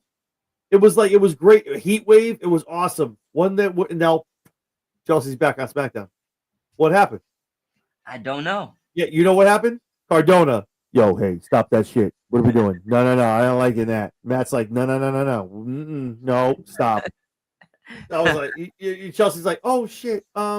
Yeah, no, I'm not going back down to NXT. Yeah, Matt Cardona was like, what's the meme? It's the Samuel L. Jackson meme from Jank. Like, nah, get out of here with that shit. No, we ain't doing that. No. That was some weird Vince shit. Well, let's have it like being a love triangle. Give me a contract, but get my woman off NXT. Yo, it's that weird Vince shit from back in the day. Let's have a weird love triangle. No, we're not doing that. No, we're done. No, she's out. Back with the Fridays. Let's go. I seen this before with Rusev and Lashley. We're not doing this. Yeah, I know where this is going. I'm not popping on no damn cake. I'm not doing this shit. There's no wedding on Raw. No. We're not doing this. I'm out. Nope. So obviously we have that moment. Joe Hendry gets some words of wisdom from Bobby Roode. And then Lexus King comes out running his mouth. Yeah. Lights go out. And you're like, oh, again, before I get to that, I'm sorry, I jumped ahead of it. We announced the next week it's him, Miles Bourne. They have a lights out match. Sounds like something you might hear in AEW. Weird. I think we've heard lights out in the past couple weeks, but the lights out match between these two, the lights do go out. It's not Alistair. It's not Miles. The Prince has come home, man. Finn Balor makes his way out. The crowd, the fact that the crowd was waiting to he was just getting him out. It's almost like the Cody Woe. Everyone was waiting for him to come up and do it. Awesome. And Vin looked so happy to be there. Grin from ear to ear, man. That's home. That really is for him. The demon, though. I would have liked it better if you came. Not yet. It's coming. I feel like that's coming soon. I don't know how you're gonna do it. One neither. The actual one. Yo, stop. What is it? Oh, we're almost in October, so I should probably get my puppet in like 2 more months. It's coming. I was thinking about ordering one myself. Good luck. Do it now. You might get it in February. I don't know. But probably not. I got my other stuff, but the puppet won't be here until December 19th, apparently. I don't know. So obviously Finn comes out and he points right down at Lexus and he's like, all right, let's go. Miles is behind him. Gives him for me, that's the zigzag for me. Knocks him down. Finn hits hits an explanation point of a coup de grace, man. Damn. Like there was no jump off. Let me get there. He was like, take that. He said, you gonna take all this work. Yeah, feel it. Feel me. You feel me? I'm only 170, bro. You all right. Do you feel him? Like, you give him that Cody Uso shit. Do you feel him, sir? So that was cool. Obviously, he dabs up Bourne. It's cool. Good little feel good moment. Their matches next week. And this is the match. This is the main event. We got the 6-woman tag. We got Fatal Influence taking on Ripley, Lyra, and Stephanie Vaquer. I know you were excited for this match. It slapped for me. It was good from the get-go, from the word go. It was great. Yeah. Obviously, Lola Vice makes her present. Lola looking like a man. Stop putting her on TV looking like that. This is not cool. I understand why Booker can't control himself, but he got to try, my brother. Vice, Lola, and no disrespect. I mean this very respectfully, but god damn. Wow, man. She looked wow, man. She looked amazing tonight. Hey. She does every night. But I'm like, in an outfit she's not going to wrestle in. When she came down, I was like, what are we? Come on, man. Yeah, I'm pretty sure in jogging pants and a sweatshirt falling out of bed, she still looks like a 10-piece. 110%. 110. No one's saying no. Get out of here. If you're like, oh, no, shut up. No, out of bed, bumped her head, had a hoodie on, sweatpants, one sock, still a 10. Give me that hoodie. Keep the sock on. Fuck it. Give me that. Come here. Great match. Obviously, Lola makes her presence felt. The old school, the OGs, if you will, especially Rhea, get the win here to close out Homecoming. They get that win. It was weird. It was weird for a minute. They were all hugging, and Lola was on the outside of the ring, looking in. She's like, "Do I? No. Okay, I'll just stay out here. Okay, I'm not in the group. Okay, I'll just stay out here. Look pretty. But it was a good match altogether. Again, sucks. Stephanie wasn't there. You saw the spot on Friday night with Tiffany. Yeah. Ooh. I'm still a little confused with the spot. I talked about it last night with Lady. Like there was, I mean, nothing against Jade, but Yeah, I someone don't. should have caught her. This Like, that's my question. Was yeah, she go ahead. not, sorry to cut you off, bro, but that was my Hmm. thing. What you just said, because I seen a few of the takes that people said on it, including you. Um, if she was supposed to catch her, that whole spot was crazy from the start to the beginning for two things. Well, more than two, but Yeah, Jade was moving already. So it almost looked like she wasn't supposed to catch her, but in mid thought, she was like, whoa, she might need me to catch her. you saw her And then, turn around at the turnbuckle. and She then, whipped. yeah, She whipped around, looked at her. I was like, "Oh, too late now. She's gonna eat yeah, that. She and can then, eat that and ground then, now." then realize it's too late to catch her. Or was you supposed to catch her, lapsed out, didn't think you was going to catch her, moved out the way, and remembered you were supposed to? That's as far as Jade. Because At Tiffany came. I keep saying Stephanie. I this, apologize. yeah, Tiffany came down fast. that's what I was going to say. As Fast. far as Tiffany, there's a few things that went wrong as well. If she was supposed to catch you, you was coming down way too fast. So fast. Like you supposed to come down gracefully and your legs hit her. You would have came down, kneed her in the head, still landed on your back at that momentum. That's Yeah. the first thing. The was rough. second thing is I seen a lot of people say she was supposed to land it. If that was the case, she mistimed the floor, but that's because she was going too fast. So that whole thing is like, look it, when you're gonna take that moonsault, I get it. She's crazy athletic. This isn't a knock on her ability. Tiffany Stratton's she's very good at what she does, right? Yeah, exactly. But just for that move, and don't get me wrong, I would never do that move. Not in my prime, not now, not never. Not Nope. with two beds underneath there. Nah. You would have to put like one of those bouncy houses for me to think about it, right? And I probably still wouldn't do it, right? So I'm not by any means saying that I would do this or could do it better. What I am saying though is from the people I watch do that move, right? You gotta come down gracefully if you're taking that big flip. There's only been one person that I've seen that does that move that looks like they do it way too fast and got away with it just about every time. And that's Charlotte Flair. She kind of comes down at a similar trajectory when she moonsaults to the outside, and it's way too fast. I don't know how she hasn't hurt nobody. Charlotte definitely has at least 4 or 5 inches on Tiffany though. Yeah. So that's a whole different body aspect of like, yeah, the spin and everything like that. Yeah, but I think that kind of looked like the style Tiffy tried to do. And like you said, she wasn't tall enough to land the landing. So she literally basically air tapped her feet and went straight to her back and smacked her head off the floor. She definitely has a She concussion. was gonna be hurt when that happened. Definitely has a concussion. Like that's dude, there's no I've rewatched it 15 times and like seeing it, watching it live when I got home, and she just shoo. Bro, Like, what? That mat has no give. You know that. Anyone that's Jade literally, I feel like I don't want to say again, I don't want to blame other people, but like I think it was Jade of like, oh shit, she's about to eat shit. I gotta go turn around and check on this girl what she's done. Yeah. Jade whipped around at the turnbuckle when she was supposed to like, get out of the way. Yeah. You saw Jade like turn around watching like to make sure she's good. And she was very ginger with her after that too. So it was like, yeah, and that's why I think that it looked like she wasn't supposed to be there. And then she was like, I probably should be there. You and know, that girl, she's probably like, oh my God, she took off way too fast. And Jade's a strong girl too. She probably thought about catching her, but then at that trajectory, she was gonna hurt both of you. She would have smashed her. She would have smashed her, dude. She would have smashed you, probably knocked you out cold, and probably would have landed worse. And still get screwed. Yeah. So I mean, I'm just happy she's all right. I guess that's what it comes down to. But I knew right when she hit the floor, she's a straight up gangster for getting up. How about that? To finish the match too, yeah. Yeah. You get it done for Nia. And you saw, and then I looked back and you saw Nia when she gave her the Annihilator. She was gentle as hell. She's dropped her ass on Tiffany before. She could take it. She was like all ginger and shit when she like boop boop. Make They sure she knew that dropped she that had in. no business finishing that match. She's finishing it because she's a dog. You know what I'm saying? She finished it because she's a warrior. Like Yep. a And lot of people. Nia was like, oh shit, oh, whoop, we're just gonna do this real She quick and we're good. protected her. But that's Yep. that's one thing that a lot of wrestlers supposed to do and they don't do. You know, like you see that she's probably not all there. They probably could tell by even talking to her. You know, so instead of doing something severe to her, they protected her.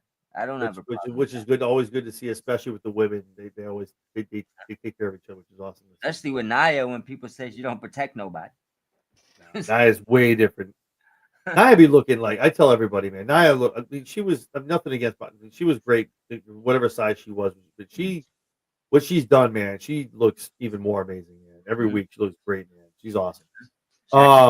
One thing I want to add in before you Yeah, skip. go ahead, baby. Did you see the pictures of Nia before WWE when she was a lot smaller? Yes, She's getting closer to what she looked like as she like can do it. She can do it. she was still a supermodel, I think, plus size, but she's getting back to where she first started. Like She looks amazing all day. Every time she's on the TV, I'll do the picture of her and I'll put it on X. I'll be like, wait, hear me out though.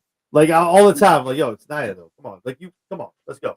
good for She'll her. kill me, but that's okay. That's a risk I'm willing to take. Let's go.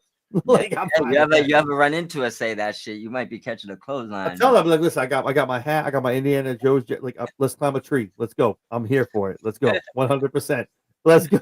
Nia looks like she's cool as shit. I've seen her crack some good jokes. She laugh her ass off. I buy her a drink. We'd be good. We'd be in. Let's go. For sure. So and then she'd belly to belly suplex you, and as she kicked my ass, and then she walk out and laugh, and then she give me the annihilator too. Like, this bitch, god damn it. Oh man, Nia's awesome, man. I love it. Yeah. But it was a great six woman tag. Obviously, Tiffany couldn't be there, but it was great to see the OGs get a win here. Feel good moment. Obviously, Lola got involved with her and JC facing off in No Mercy. Yeah. So overall, that's why I wanted to like kind of. It was a. I know sometimes we stay away from the word, but the nostalgia piece of tonight was amazing. Yeah. Done the right way. We didn't bring out we didn't bring out Undertaker. And we bring out this person. And it made sense for Triple H and Shawn Michaels. They did the whole little, what if I want to take back over? Like that little cute little thing. And William Regal with War Games and all this other crap. And by the way, real quick, speaking of, did you hear how Vic roasted Booker T on Friday night when they opened the show? Because there was the two of them doing he's like, I'm here with the worst GM ever in SmackDown. Booker's like, I'm gonna kick your ass. You better keep your mouth shut. I'm like, Vic was smiling. I'm like, that wasn't planned. Vic been cooking. Vic cooked his ass. He's like, I will kick your ass. You better shut up and do your job. I was like, yo, he got booked. Yeah. But no, it was a great show, man. The nostalgia was there. The matches also, like you said, were on point. They also delivered for today. Next week's show is amazing. We have title versus title. But to your opinion, what you said, I think it's not going to be clean. It's not going to be a finish. I think we got to get the Bound for Glory for all of that. Maybe No Mercy has something going on, but we'll see what happens. You think they kidnap the two of them and bring in, and we don't see them to Bound for Glory? Something. You can't kidnap Oba unless you get Dark State. Well, to be fair, they could try and leave with Trick. That's also too the Trick thing. Maybe Dark State gets involved.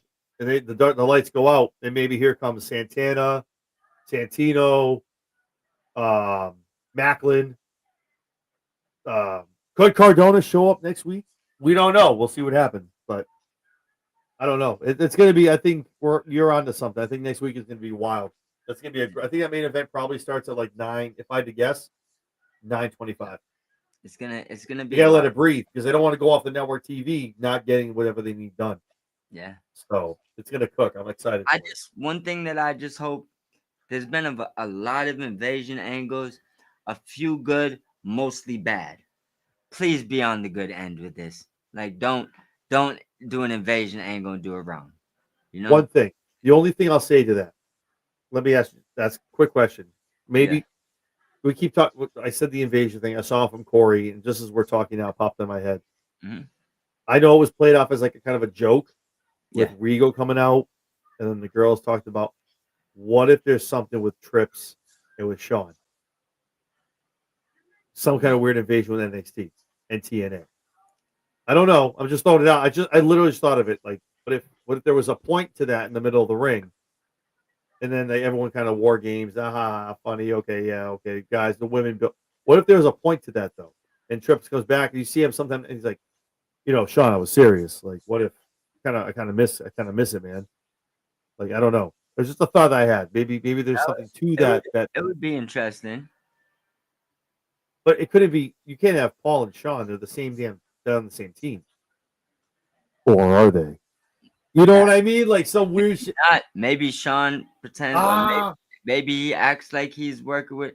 Maybe Triple H tries to take. It's a couple options. Triple H could try to take. Not saying these happen, and I think they're probably unlikely. But say Triple H tries to take it back, he can't, and he decides to invade or open the back door for TNA.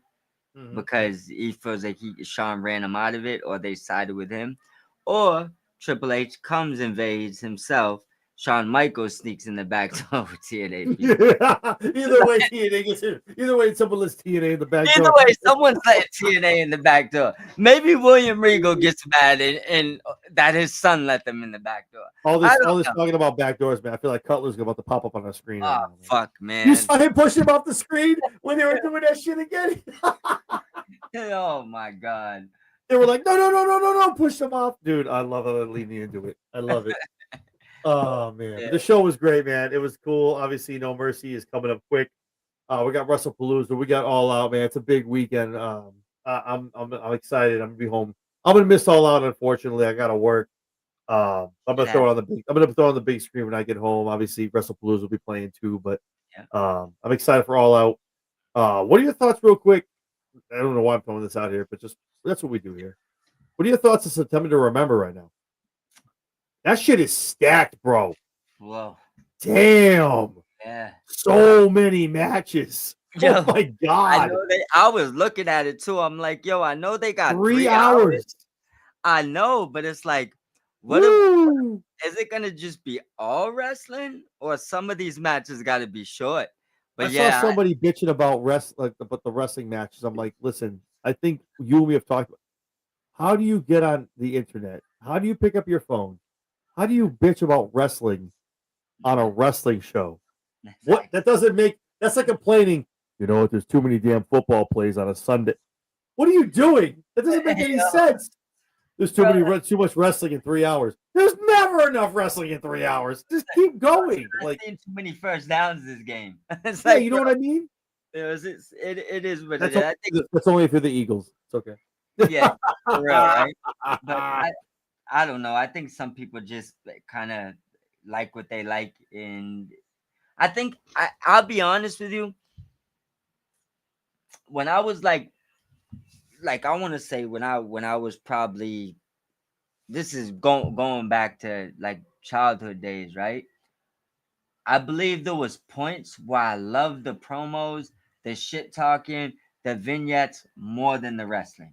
I think there was a point as like the younger me where I would just love when The Rock comes out and talks shit, or like Austin's just like paling somebody and he just stuns you. There's like 45 minutes go by, there was no match, but he's hitting people with the bear hose, and it's like just a bunch of things going on where it's like I used to fast forward.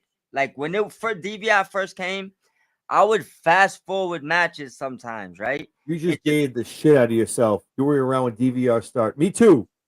But I'm just saying, like, you're like, I was here when DVR started. I was. But when it first started, I'd fast forward through certain matches. I don't like see who the winner was. And I felt like a lot of the time I could kind of pick who the winner was anyways. And I'd be more intrigued with like the vignettes, the storylines.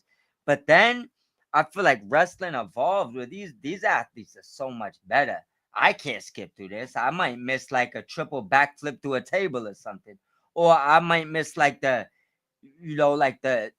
most hard-hitting match I ever seen in my life. You know what I'm saying? Like right now, they're going from hitting aspects if you like high flying, whether you like lucha, whether you like hardcore, there's everything right now going simultaneously. Like you could find everything, right? So now I think I'm way more into the matches than I am promos. I still love promos, and vignettes is still like up there. Like I love surprise vignettes, right? But the wrestling has kind of surpassed my watching and wanting to see promos. But I say that to say this. I think some people grew up like that and they're still like that. Like it's like the movie part, like WWE got so good in pitching the movie aspect or the TV Yeah. show or the personality aspect to you that if you grew up on that, you might not care as much about the wrestling as you care about like the storyline that's going on. Like I think Triple H kind of hit it when he said, um, and a lot of people took this in crazy forms. I feel like they flipped it and Oh, I bent. know what quote. I know what quote you're about to give. Okay. Yeah, but when he Yep. said we're not a wrestling company, we're a show, like a show that happens to be about wrestling. So we have storylines and all that, and then there's wrestling too, Oh, right? what did he? We're not boxing. We're like watching Rocky about boxing. There So you we're go. the story, and we're the wrestling is the backdrop. Yeah, no, that's what. Yeah, I know what So you're talking about. so Yep. I think and when he was saying that, that's what I really thought about it, and it dawned on me. Like I see why a lot of people still, because that's how you enjoyed it for a long time. And some of yous might have went on and maybe like, watch Japan or AAA or CMLL or Lucha Underground or like in Hmm. in like evolved your way of watching wrestling. But think like Halliburton said it recently. He never really tried to branch out and watch any other wrestling, right? He So he killed. just He killed Tony with that statement, bro. yeah, He well, killed Tony with that shit, but bro. but basically when you look at like that train of thinking, and it's not say it's bad, but if that's you just watched that, or like you just watched kind of not different from watching the NFL, and other people watch like the NFL, Canadian football, college football, and a bunch of other things, but you just watch the NFL. So in that aspect, if that's how you grew up watching it, that's what you care about. So Yeah. it doesn't mean you don't like the wrestling, but it means that you need the show to enjoy the wrestling. No, I agree 100%. That's why I was like, I just It's not necessarily a bad thing neither. It's just kind of no, not at I all. older. You like what you like, and I'm a for me. I know, like obviously, there was a part of the 2000s where it was tough to watch WWE, Yeah. but the start of the ruthless aggression era when it was Stephanie, when it was Bischoff running Raw, running SmackDown, that was for me Yeah. again from the Attitude Era and evolving as watching wrestling and as a viewer and growing up. Obviously, that was the sweet spot for me because they would do enough vignettes where you got pumped for the vignette, but the matches still slapped. Yep. And then they would cut away again. But to your point too, you brought up The Rock, you brought up Austin.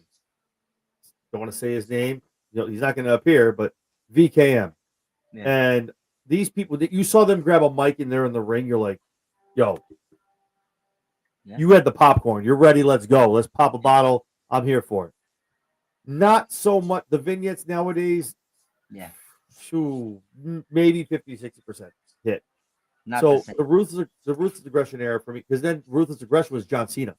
Yeah. And when he grabbed the mic, you're like, my man's out here in a throwback with a backwards hat about to slice somebody up. Yeah. Kurt Angle was great. I mean, I can go on and on. But Yeah. I think ever since we've gotten past that, we got into the dark ages, quote unquote, of WWE. Yeah. Ever since then, for me, I mean, I like a good vignette. I do. I like a good promo. Me too. Like the Aleister Black promos are growing on me. Yeah. They're not the come knock on my door crap, Yeah. but they're not. They're also not the quality that he was doing in AEW before he got put on the shelf. Yeah. He was doing really good promos in AEW. Yeah. When When he was letting him do his own stuff in the beginning. right. That's what I'm saying. Like, dude, he was slaying it. Yeah, it's tough. It's tough sometimes, and that's I saw this attempt to remember. Like I looked at it, I went, wait, is there a pre-show? No, what is this? And I'm excited for that. It's just wrestling. It's in your face wrestling, and that's what people want. There you go. So it's gonna be fun. I'm excited. But again, you get on to say all that to what we were talking about. WrestlePalooza All Out is gonna be fun. No Mercy is right behind that as well. So Yeah. it's gonna be fun, man. I'm excited for it. Listen, not to get ahead of myself, but I can't wait for Vaca and EO. I'm expecting. Oh, That's, you're gonna be on the show. You're gonna be on the show tomorrow. We're gonna have some talk. We're gonna have some oh my thoughts. God, I'm not making a pick right now, but Don't do it. no, I'm not My making a pick- pick on it. But that I'm gonna say that's gonna completely My- biased. I don't care my- what happens. It's my match of the night already. Already. You feel me? My pick, and how I'm gonna draw it up for you, and give you the blueprint. You're gonna go, bro. You need to walk your ass to Stanford. I'm like, yeah, I know. I'm telling you, I know. I'll actually go 50-50. I'll drive you there. Drop you off at the offices. So when we went to wrestle, funny story, real quick. We went to SummerSlam, and we're driving home. Yeah. And I was like, I never stop. Yeah. I go to the big event. Shout out to the big event. It's coming up. It's first weekend in November, man. Gonna be a lot of cool people. I'm pumped. Mike Tyson, Killer Cross, Nick Nemeth, a lot of people. Goldberg, Sting, all those guys. So I passed by Stanford, and I passed by the new headquarters. Yeah. The big belts down there. Never stopped. So coming home from SummerSlam, got some time. Whatever, my sitter's on the clock. Okay, cool, whatever. No, whatever, fine. It's extra $20, $40, whatever, cool. Like, all right, let's stop. I gotta get a picture by the belt, the big gold ass belt. Let's go. Driving, and now I'm in Stanford in the city driving. I'm like, hey, can you Google and see if like they do tours? Google, they're like, yeah, they got a cafe. It's called the SmackDown Cafe. They do this, that, and the other. They're like, are you serious? There's tours? Well, yeah, let's go. It's like 10:30 in the morning on a Monday. I'm like, yeah, let's go. Pull in, get in, walk all the way up. Whatever. The guy comes out. Goes, what's going on? I'm like, yeah, you guys do tours. We don't do tours, man. You can't come in here. Like, what are you doing? He's like, I can take a picture of the Andre the Giant statue if you want, but you can't come in. I was like, nah, I'm good, thanks. And never mind. I apparently had some bad information. I'm good, thanks. I look over. I'm like, really? Thanks, really? Well, it says tour. So it must have been somebody must have got in like at a special, like a tour or like whatever a contest. Yeah. They had pictures. But apparently there's a SmackDown Cafe. Obviously, we all know about the huge ass Andre the Giant statues right in the 4A. But yeah, it's funny you said the headquarters. Like apparently, you got to storm the place to get to Triple H. But that's it. Let's we're doing it. Whoa, don't say that. Somebody's gonna clip this and then they're gonna cancel us. Don't do that. Showing up like how DX showed up at WCW. Let's go. Let's go. Got the tank. Paul's got to come on and be like, all right, I respect that. You guys can come in. Thank you. Okay, let's go. If we show up like that, he's got to let us in. He's gonna come out. You guys really rented the tank? Yes. All right, get in here. Come on. I'll give you a tour. Come on, get in here. You rented the tank? Yes. All right, come on. But I'm telling you, the way I'm gonna map it out for you up until I'm excited for it. It's gonna be fun. Sure. But yeah, no, tonight's show was great, man. Tuesdays are slapping right now. Oh yeah. Even next week with the again, a lot of it's leading to Bound for Glory, but I think Tuesdays have really found their niche. It's slamming on CW. Yeah, I mean, there's nothing more you can say. I mean, it was a great homecoming. The right people were there. I think you and me both wanted to see some other people. Yeah, we did. Alistair, obviously. People are obviously under contract at other places. I wanted to see Paige too. That's got it. I think, to be perfectly honest with you, again, you got to remember where the Royal Rumble is being held this year. Yeah, they want the pop, they want that, which sucks because it's not female driven, but it's going to be in. Wait, is it Saudi or is it Riyadh? Is it really a difference? But there is. Is it in Riyadh the Rumble in February? It's February like 3rd or something like that. You're Googling it? Thank you. Yes, sir. I have the logo saved when they put it out. I think it's Riyadh. But all right, let's see. I think it's Riyadh. But I think that's where you see Paige. I think that's where you see Liv. For the men, if it's KO, I think Kevin Owens comes back there. Trying to think some other names. Maybe you're gonna get Joe Hendry. It's in Riyadh, but not much of a difference. It is Riyadh. Is it February, right? They gotta stop pushing the Rumble back to February, bro. That's not cool for me. January. It is January. Yes. All right, cool. Maybe a Cardona. Maybe obviously a couple surprise people. Yeah. I think Cardona, even if he's just for a Rumble. But I don't know. I'll be honest. I don't want to see him in WWE again until he's there for good. Like I don't want him there for one off. He'll come out as a TNA superstar. So it's okay. It'll be a one off. That I guess that'd be cool if you announce him as a TNA superstar. Yeah, he'll be TNA. It just gonna piss me off to see him come there and know he's leaving again. All right. But I know they want the pop. You didn't hear my new thing, cheap pops and free promo. You know they want the cheap pops. So it is what it is. No, Mike, it's the moment. They want the moment. The moment isn't shit if he's going out the door after it. All right? Dude, we gotta talk, man. We gotta talk about November, man. With up at the Garden, man. We gotta talk about Cena being there, bro. We gotta have a conversation. Yeah, we do. We definitely see what we can see what we can do and make that happen. But talk about it. Real quick though, I'm gonna put you on the spot. Preliminary, I'm not gonna clip it, but I'm not gonna hold you to it when we do it because you're gonna be on my prediction show when it happens. Yeah. Right now. September 16th. Let me look at my Trish calendar real quick. Yeah. Oh, yep. 16th. Yep. 16th. Men's and women's Royal Rumble winners. Go. Who you got?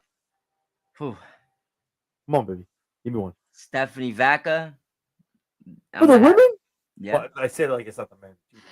I'm gonna have her win the women's. If she don't have the title by then already. Ooh. But I'd say she's my winner if she doesn't. Okay. For the men's. Holy shit. Come on, baby. Where did we go here? Find it, baby. How many months do we have away? October, November. 3 months. 3 months. We're not close. I'm gonna throw. I feel like I want to throw a wild one out here, but I feel like this is me just picking something I want to see happen, but I don't give a fuck. I'm gonna do it. Obafemi. Really? Ooh. Okay. I like and that. Boston, somebody got the instant push, and I think if you're gonna give someone one, it's him. He doesn't need to play around anywhere else. I respect that. So I respect the shit out of that. I like that. Oba. Ooh. What about you? The fact that Grayson was like, "Can I get a ooh?" Like that's not how it goes. The Grayson, nope, that's not how it goes. Yo, I just want to see Thanos dominate the Royal Rumble. So I'll give you. So if we're going women, yeah, Liv Morgan. Oh, nice. If we're going men, my man here is gonna transform and get into his Batista era. Oh, yeah, man. My boy Braun Breaker's gonna win that shit. And Seth is gonna be like, yeah, and Braun's gonna be like, no, baby, no. Yo, see, I didn't want to say that because remember Seth's one of my guys, so I know. So Let's see you because Paul's going to Seth. He's like, remember that shit we did with Randy? Yeah, we did with Batista. Remember that? We did the I know, bro. I like know. that. Well, Seth is gonna pay at the end of this. He's gonna get 25. But he's cool for it though, because he will. He'll be like, I like it. All right. Here's the thing. The day that this breaks up, over or under 3 spears. Over or under. He's gonna He's gonna annihilate Seth, dude. He's gonna kill him. Look, here's where it goes though. Look, you ain't even get the worst part. That's the sparing part of it. Right after the spares, over or under 3 tsunamis. Oh, wait. So you're saying Bronson gets involved in the match? I just think I don't think Bronson. See, I think Bronson stays with Seth. I see it's that. It's the Braun first, and then when Braun leaves, you get those little catches in the backstage when Braun has the belt. and he's walking by him. He looks at Braun. He goes, "How's that working out for you?" Yeah, I left. How you doing? And it's that little doubt shit that goes to like SummerSlam that like kind of breathes in. Yeah, I was just thinking that they maul him and they walk out the door before anything. So I don't know. They just look like savages, but I would like to see Braun versus Braun. Give me 3 of those matches. You probably see that at Chamber. If he wins the Rumble, you see Braun and Braun at Chamber. He probably beats Bronson Reed. I can guarantee you right now, Scott Steiner makes an appearance. I think definitely Scott. We definitely ain't seeing Rick. Scott is all up on social, bro, and he's a pop. People love him. Yeah. I see him. I saw him. I'll probably see him again in a few months at the big event. Luckily I had him sign the big gold. His line is huge. Him and Rick. People love those guys. And Rick's got to be out there. That's his dad. Like, what the hell? Like, you know I what think mean? Like, I think the only reason I haven't brought Rick out there, and I think he was in the crowd once or twice too, even maybe after that. But I think it was over. Yeah, he just had a couple. He had a few little Comic-Con situations. He's still a little. Yeah, he's out there. But I think like Scott, if you bring him and Scott out, that kind of gets a little put on the rug because people love Scott Steiner. I believe so too. Yeah. You know, I mean, they brought Lesnar back.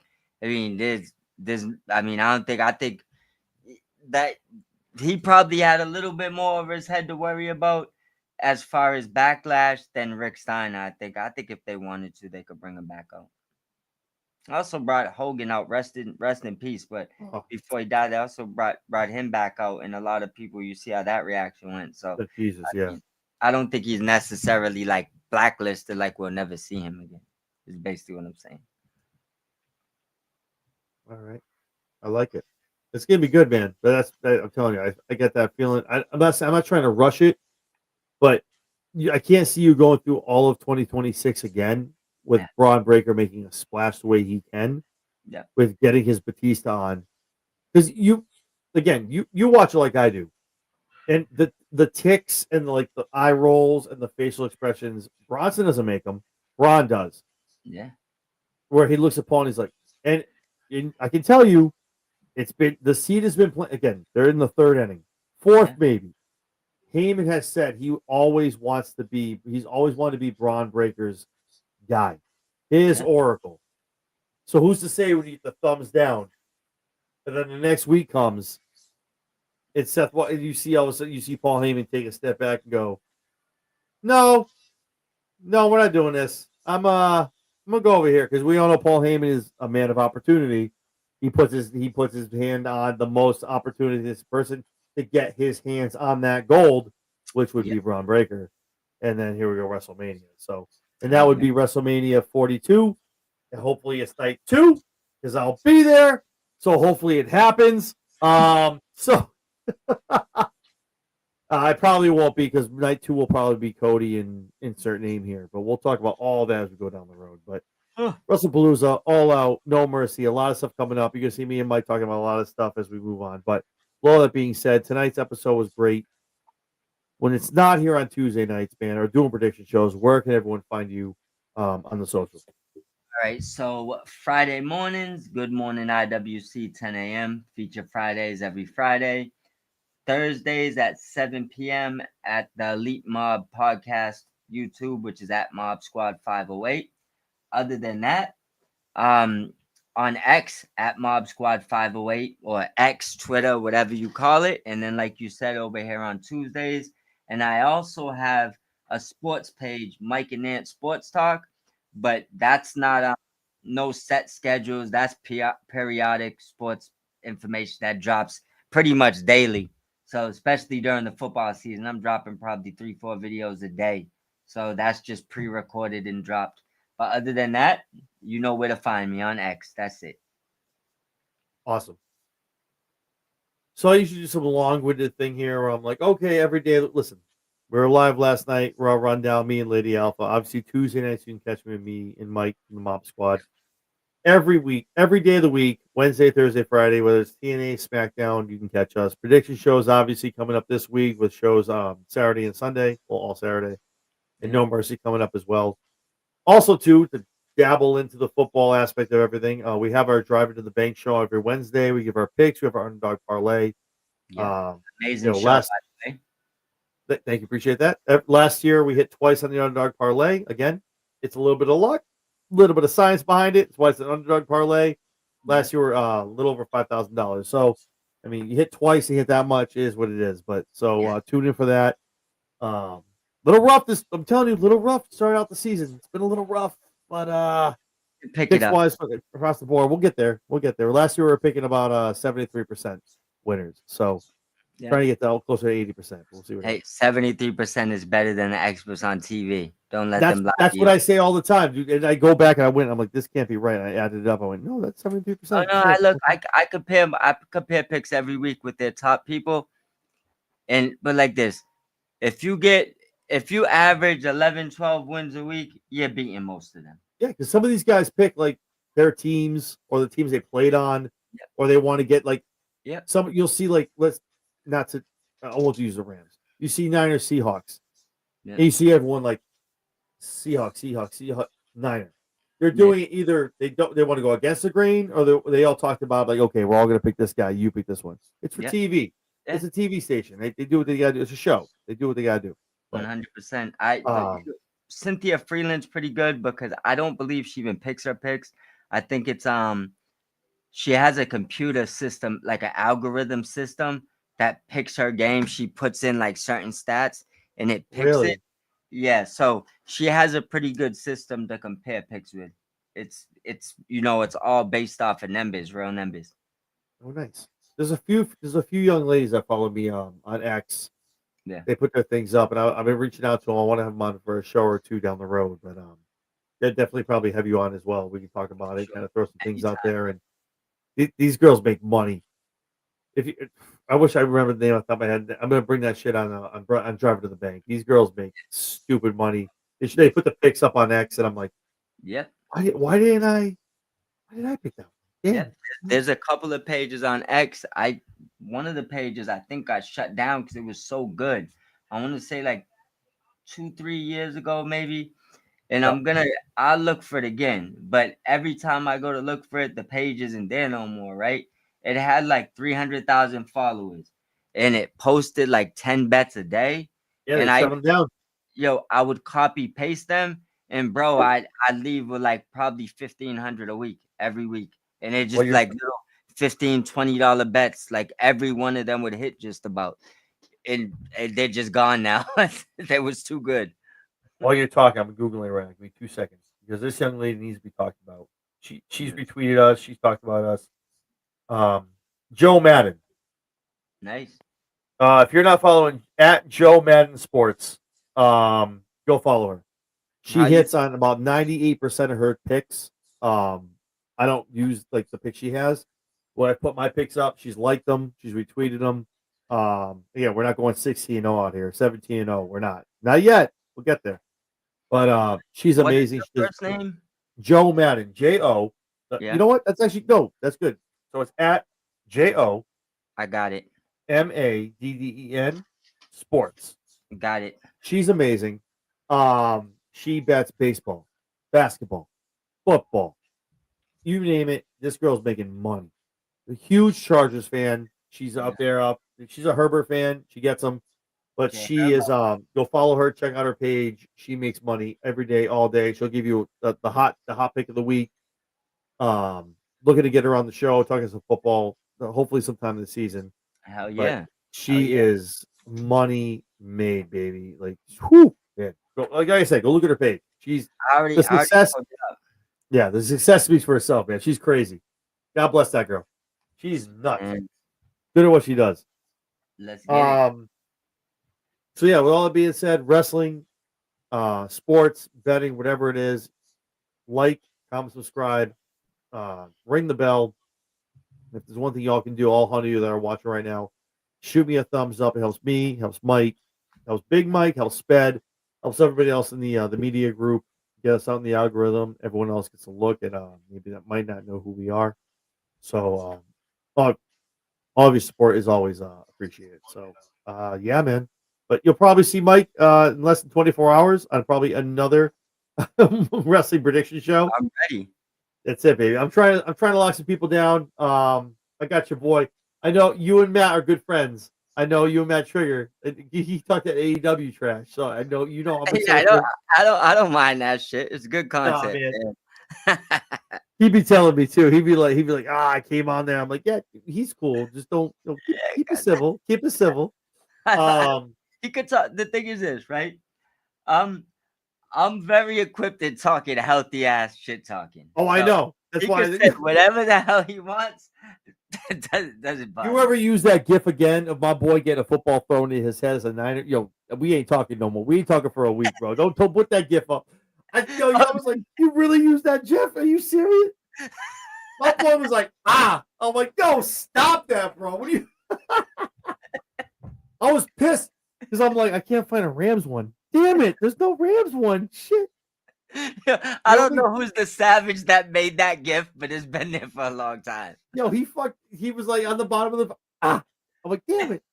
How did they get that? The only joke I have is like some people will say the Rams logo. Apparently, it looks like a dick. Oh, it's bad, bro. It's bad. Between the horns. Bad, but I wasn't putting that up. I'm like, that's not good enough. I need something deep. Somebody did with that picture though.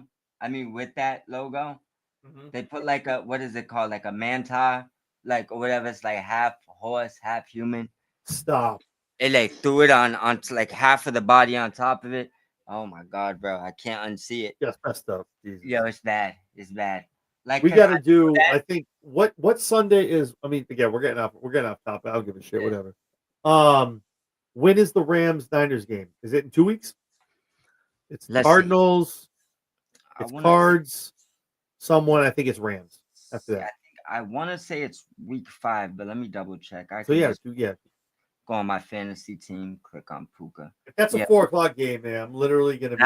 We have the good game. We have the 8 o'clock game. So on Sunday, Thursday, week 5. Fuck, I'm in on Thursday, so I'm gonna have to make sure I get out at 6.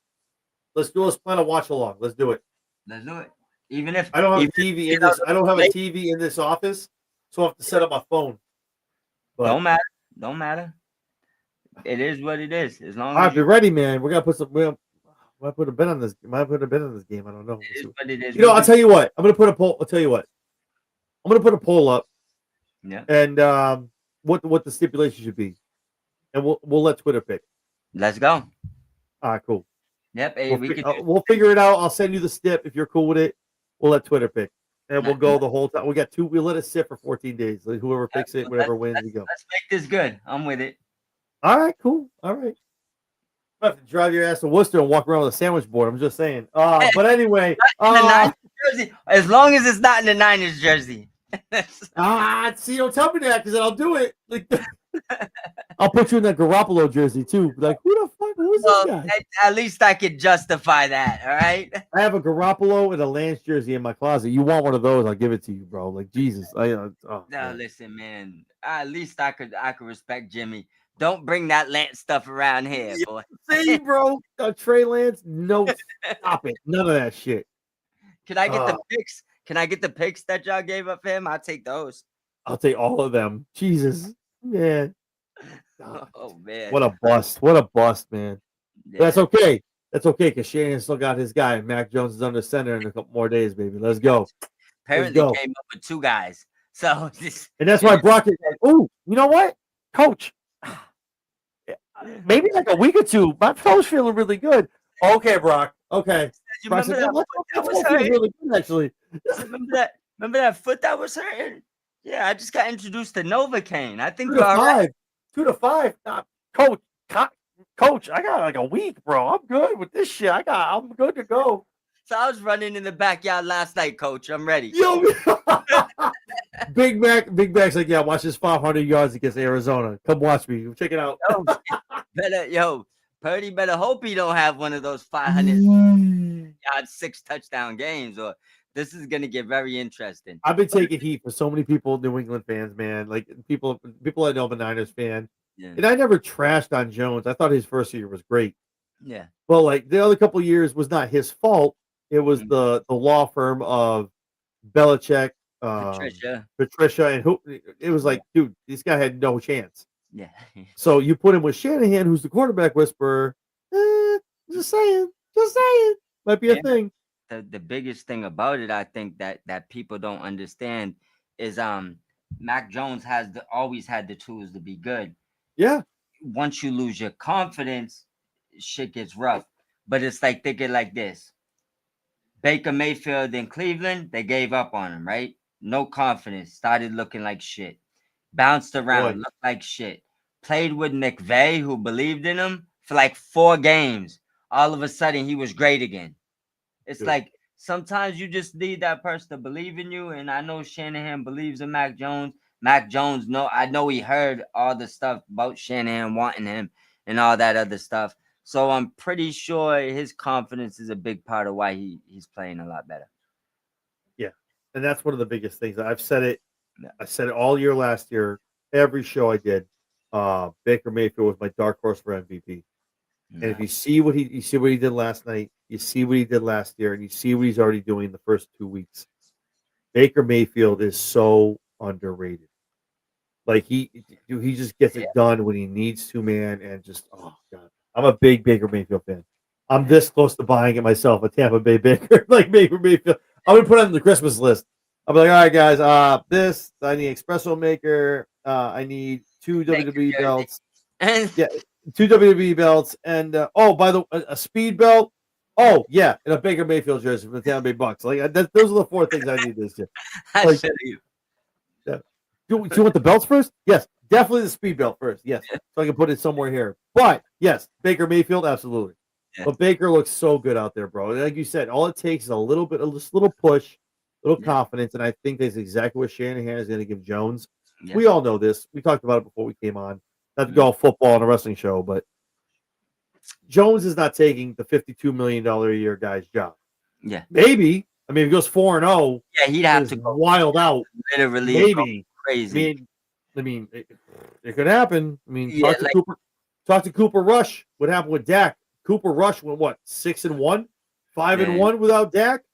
yeah, and then Dak. And Jerry Jones was like, well, we talk about it. I was like, oh shit.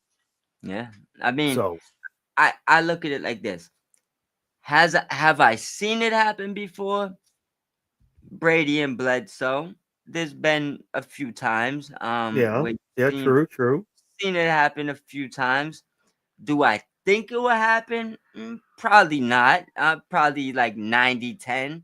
But that 10% says if in 5 games, if Mac Jones statistically is just figuratively speaking a top 3 quarterback, it definitely becomes a discussion. At least I'm smart enough to know that part. I don't think that Purdy's job's in jeopardy unless Mac Yeah, Jones plays like one of the best players in football. But it's possible. So anything's it's gonna possible. be again. I live here in Massachusetts, Mhm. like on the West Coast. We were talking about it. This man comes out 4-0. Yeah. Again, look at the teams. You have to look at the competition. Yeah. He comes out 4-0 with a really good stat line, and Yeah. the Niners are sitting here 6-0. And my thing is, my thought process is, you're 6-0. Okay, cool. Mac is like, cool. I did my job. They give the ball to Purdy. He goes out there and shits the bed. Now you lost the game. That's where Uh oh. yeah. Where's Mac? Where's Mac? We would have won the game. Where's Mac Jones? If you're Again, Brock Purdy, that's what I'm saying. He was like, you know what? Kyle, coach, yeah, he needs my foot's pretty good actually. I think I can play. he needs to, because the thing is this: when you look at it, right? I just give you a scenario, right? The Rams play the Niners. And I'll be quick because I know we're detouring on the wrestling show, but It's okay. I believe the Rams and the Niners, it comes down to for this division. So I our agree. 2 games I against agree. each other is gonna be big. So just say you win the next 2 games, right? And this is assuming Mac plays, right? Right. Say you win the next 2 games. Week 5, you're playing LA. Mac Jones beats us definitively. Like, not even Slobberknocker, but just say he No, beats. like 35 to like 21 or something. But yeah, but he looks real good, 4 right? touchdowns, 320 yards, that kind of shit. Yeah. Yeah. Say he then goes out and wins game 6 and 7, right? Now say you're looking at 6-0, and he gives the reins back. Your coach is gonna have a very quick visual of the differences, because if he goes out week 7 is Mac Jones last week, right? Yep. 8, one of these weeks, hold on, let me just pull it up to make sure that I get this right. Hold on 1 second. I'll be fast. My fault. There's some teams we play like it's bad. Like we play the Brown. Actually, it might be the Browns after the Rams. To be honest with you, it might be the Browns. Yeah, I don't know the schedule off the top of my head. Tampa Bay. So, oh shit, that might be a loss. Well, yeah, say like this. Just this would be scenario wise. This is what I was getting at. Say you beat Arizona fairly easy. You beat Jacksonville fairly easy. You beat the Rams fairly easy. You beat Tampa Bay. You beat and even no, but just say you lose. I got you for this set. I get it for this scenario. I got you. Yeah. Just say scenario wise, because remember, he has to go lights out to take this job. So you're talking about 7-0. Look, 7-0. Yep, but remember, you got a loaded team and you got pieces coming back and getting healthier. Eventually, Kittle will be back. Ayuk will be back. Yep. Yeah. So you guys will get going if you win the next 3-4 games, right? So just say, for the sake of argument, you go undefeated all the way to Tampa, right? Now, Purdy comes in. He beats Atlanta, who I'm not expecting. They're decent, but I'm not expecting them to be crazy. But say he beats They're Atlanta. okay. Yeah, they're all right. Yep. He beats Houston, which he should. He beats the Giants, which he should, right? That's a 3-game window, 4 actually, where you're going to be able to see Mac Jones versus the Rams, who got a good defense, and then Brock Purdy versus the Rams, who got a good defense. Same team, right? Yeah. If Mac Jones definitively beats them and Brock Purdy goes out and lays a goose egg, maybe another game and the Rams game, they might start thinking. So that they're having conversations like, wait a minute, what are we doing here? Like, what's going on? Now you're looking at Rams tape with Mac Jones and Rams tape with Brock Purdy, and if Shanahan might be up in front of John Lynch telling you, look, I told you this was the guy I wanted. That's all. I told you 4 years ago this motherfucker was the one. And you made me take Trey Lance. Look at this motherfucker. Now you wasted $50 million a year. I don't know. Figure it out. I had the guy I wanted already. That's on you. I coach the players. You sign the players. I don't need the guy you gave $50 million no more. Figure it out. Yo, trade his ass. Give him to the Jets. I don't give a shit where you put him. Just send him out. Give him to Miami because Tua is not lasting. Give him to Miami. Yeah, and obviously this is highly unlikely, but we've watched football enough for it to be a possibility. You never know. Look at Micah. Look at Micah, man. I'm telling you. Again, that was a contract year. That's a whole thing. But I'm telling you. Yeah. Either way, you're in a good position. You got 2 quarterbacks. It is. Well, yeah, but if you have 2, you have none. So it's one of those things. That is true, but that's typically when you have 2 bad quarterbacks. I think you have 1 good quarterback and 1 that could be good with this coach, and he looked good week 1. So 2 good quarterbacks, I think, is a little different than 2 bad quarterbacks, where that you say, yeah, you got 2, you got none. Y'all got 2 decent quarterbacks. Yeah. The only thing with me with Brock is, and I've been very critical of this, with Brock, he's always hurt. It's not his fault. I mean, turf toe, the shoulder. I mean, obviously he clocked the guy on the helmet, his hand, all the other shit. You can't put him on that. But like Brock is always hurt. I think that Mac is a big boy. Yeah. Mac is a lot bigger, built as a quarterback. Again, we can do this for another 3 hours. I'm telling you. But Mac Jones was the guy to pick out of Bama, big guy. Like, a little maybe overweight if you want to go that route, but he was still a big dude. And they were like Trey Lance. Like, I was sitting at home. I'll never forget it, man. Rich Eisen did a whole like timeline of the whole thing, and I'm sitting here. I'm watching the draft. I got home. The San Francisco 49ers select Trey Lance. What? Why? And Kyle wanted Mac the whole time. It's just it set our whole timeline into a whole yeah. Anyway. And that's why he's probably calling Brock Purdy like, "Don't worry, take an extra couple weeks, buddy. Yeah, all right." Mac like, when Mac was when it came up to sign another quarterback, Kyle, it's been noted in Cali on what Kyle literally called John. He said, "Sign sign Mac Jones." Yeah. He told John Lynch, "Sign Mac Jones." Yeah. Kyle knows what's up because Kyle knows if there's another year without a Super Bowl or a deep run, his ass is on the line.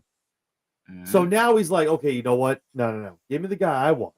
Let me show you what I can do with my guy, and then decide if you want to fire me. I'm not getting fired because this motherfucker can't do it because you paid him all this money. No. We're not doing this. Yeah, give me my quarterback. And then when Brock went down, dude, Kyle's out there. I'm telling you, rocking a Big Mac in his shorts. Oh, Mac. Come on, Mac. Come on. Let's show you some film. Let's go. Yeah. Almost makes you wonder if this is why they didn't take so long to give Purdy the contract. Shanahan might have been like, I don't know. I got a guy I think I could win with. Like, I'm not gonna lie to you, man. I don't think again. I love Brock Purdy. Don't get me wrong. I'm not sitting here as like just because of some new quarterback. Yeah. I love Brock Purdy. The dude is he's got balls. He's ruthless. He goes out there, does not give a shit. He plays hurt. Yeah. He makes great passes. He's a good reader. But the dude is a circumstance kind of guy. Everyone loved him for the first half because he was Mr. Irrelevant. Now he's irrelevant. Now he's relevant. People love that. Yeah, the team was built strategically around him. Yeah. Christ. Oh my God. Spoil Debo, everybody. Juszczyk has a concussion. Debo is gone. Ayuk's not playing. Jennings doesn't play. So now show me what you got. Yes, he made it happen week 1, but he's hurt. Mac went out there last week and said, "Hold my beer. Check this out." Mac, that's I think what it comes down to. And Mac was like, "Work with what? You know what I had in New England? I know. You had in Jacksonville? Watch this." Yeah, bro. He looked at it like, "Yo," he said, "Just McCaffrey, I'm gold." You know, like, and we all have to understand if you're a Niners fan or just a football guy. Yeah, Mac, he signed a 1 year with an option with San Fran. Mac is playing for his next contract. Yeah, he's what 27? Yeah, he's got to be still in his 20s. 28. The next, if he comes out here in San Fran and slays, he could go to Cleveland. Yep. He could go to He can go to the Cardinals if Murray leaves. He can go to the Cardinals. Him in Arizona, him and Marvin Harrison. I think he'd be good over there. Tell you the truth. We're definitely diving into a football show now. Jesus, we gotta get out. we got to chop. We'll go all night with this shit. We gotta. But anyway, what a show of NXT tonight. Yeah, to rein it back in, Homecoming was amazing. You'll see me and Mike talking a lot about AEW, WWE this week with obviously All Out, WrestlePalooza, No Mercy coming up next week as well. So with all that, 2 weeks. With all that being said, we already talked about where you can find us all right here at Chair Shot Sports. You got Mob Squad over on the other side of me. Two Susan collaboration every Tuesday night. You can catch us here talking NXT. So for Mike, I'm John Anthony. We've taken enough of your time, so we'll get out of here and you guys enjoy AEW tomorrow night, and we'll talk to all of you this weekend with WrestlePalooza and with All Out.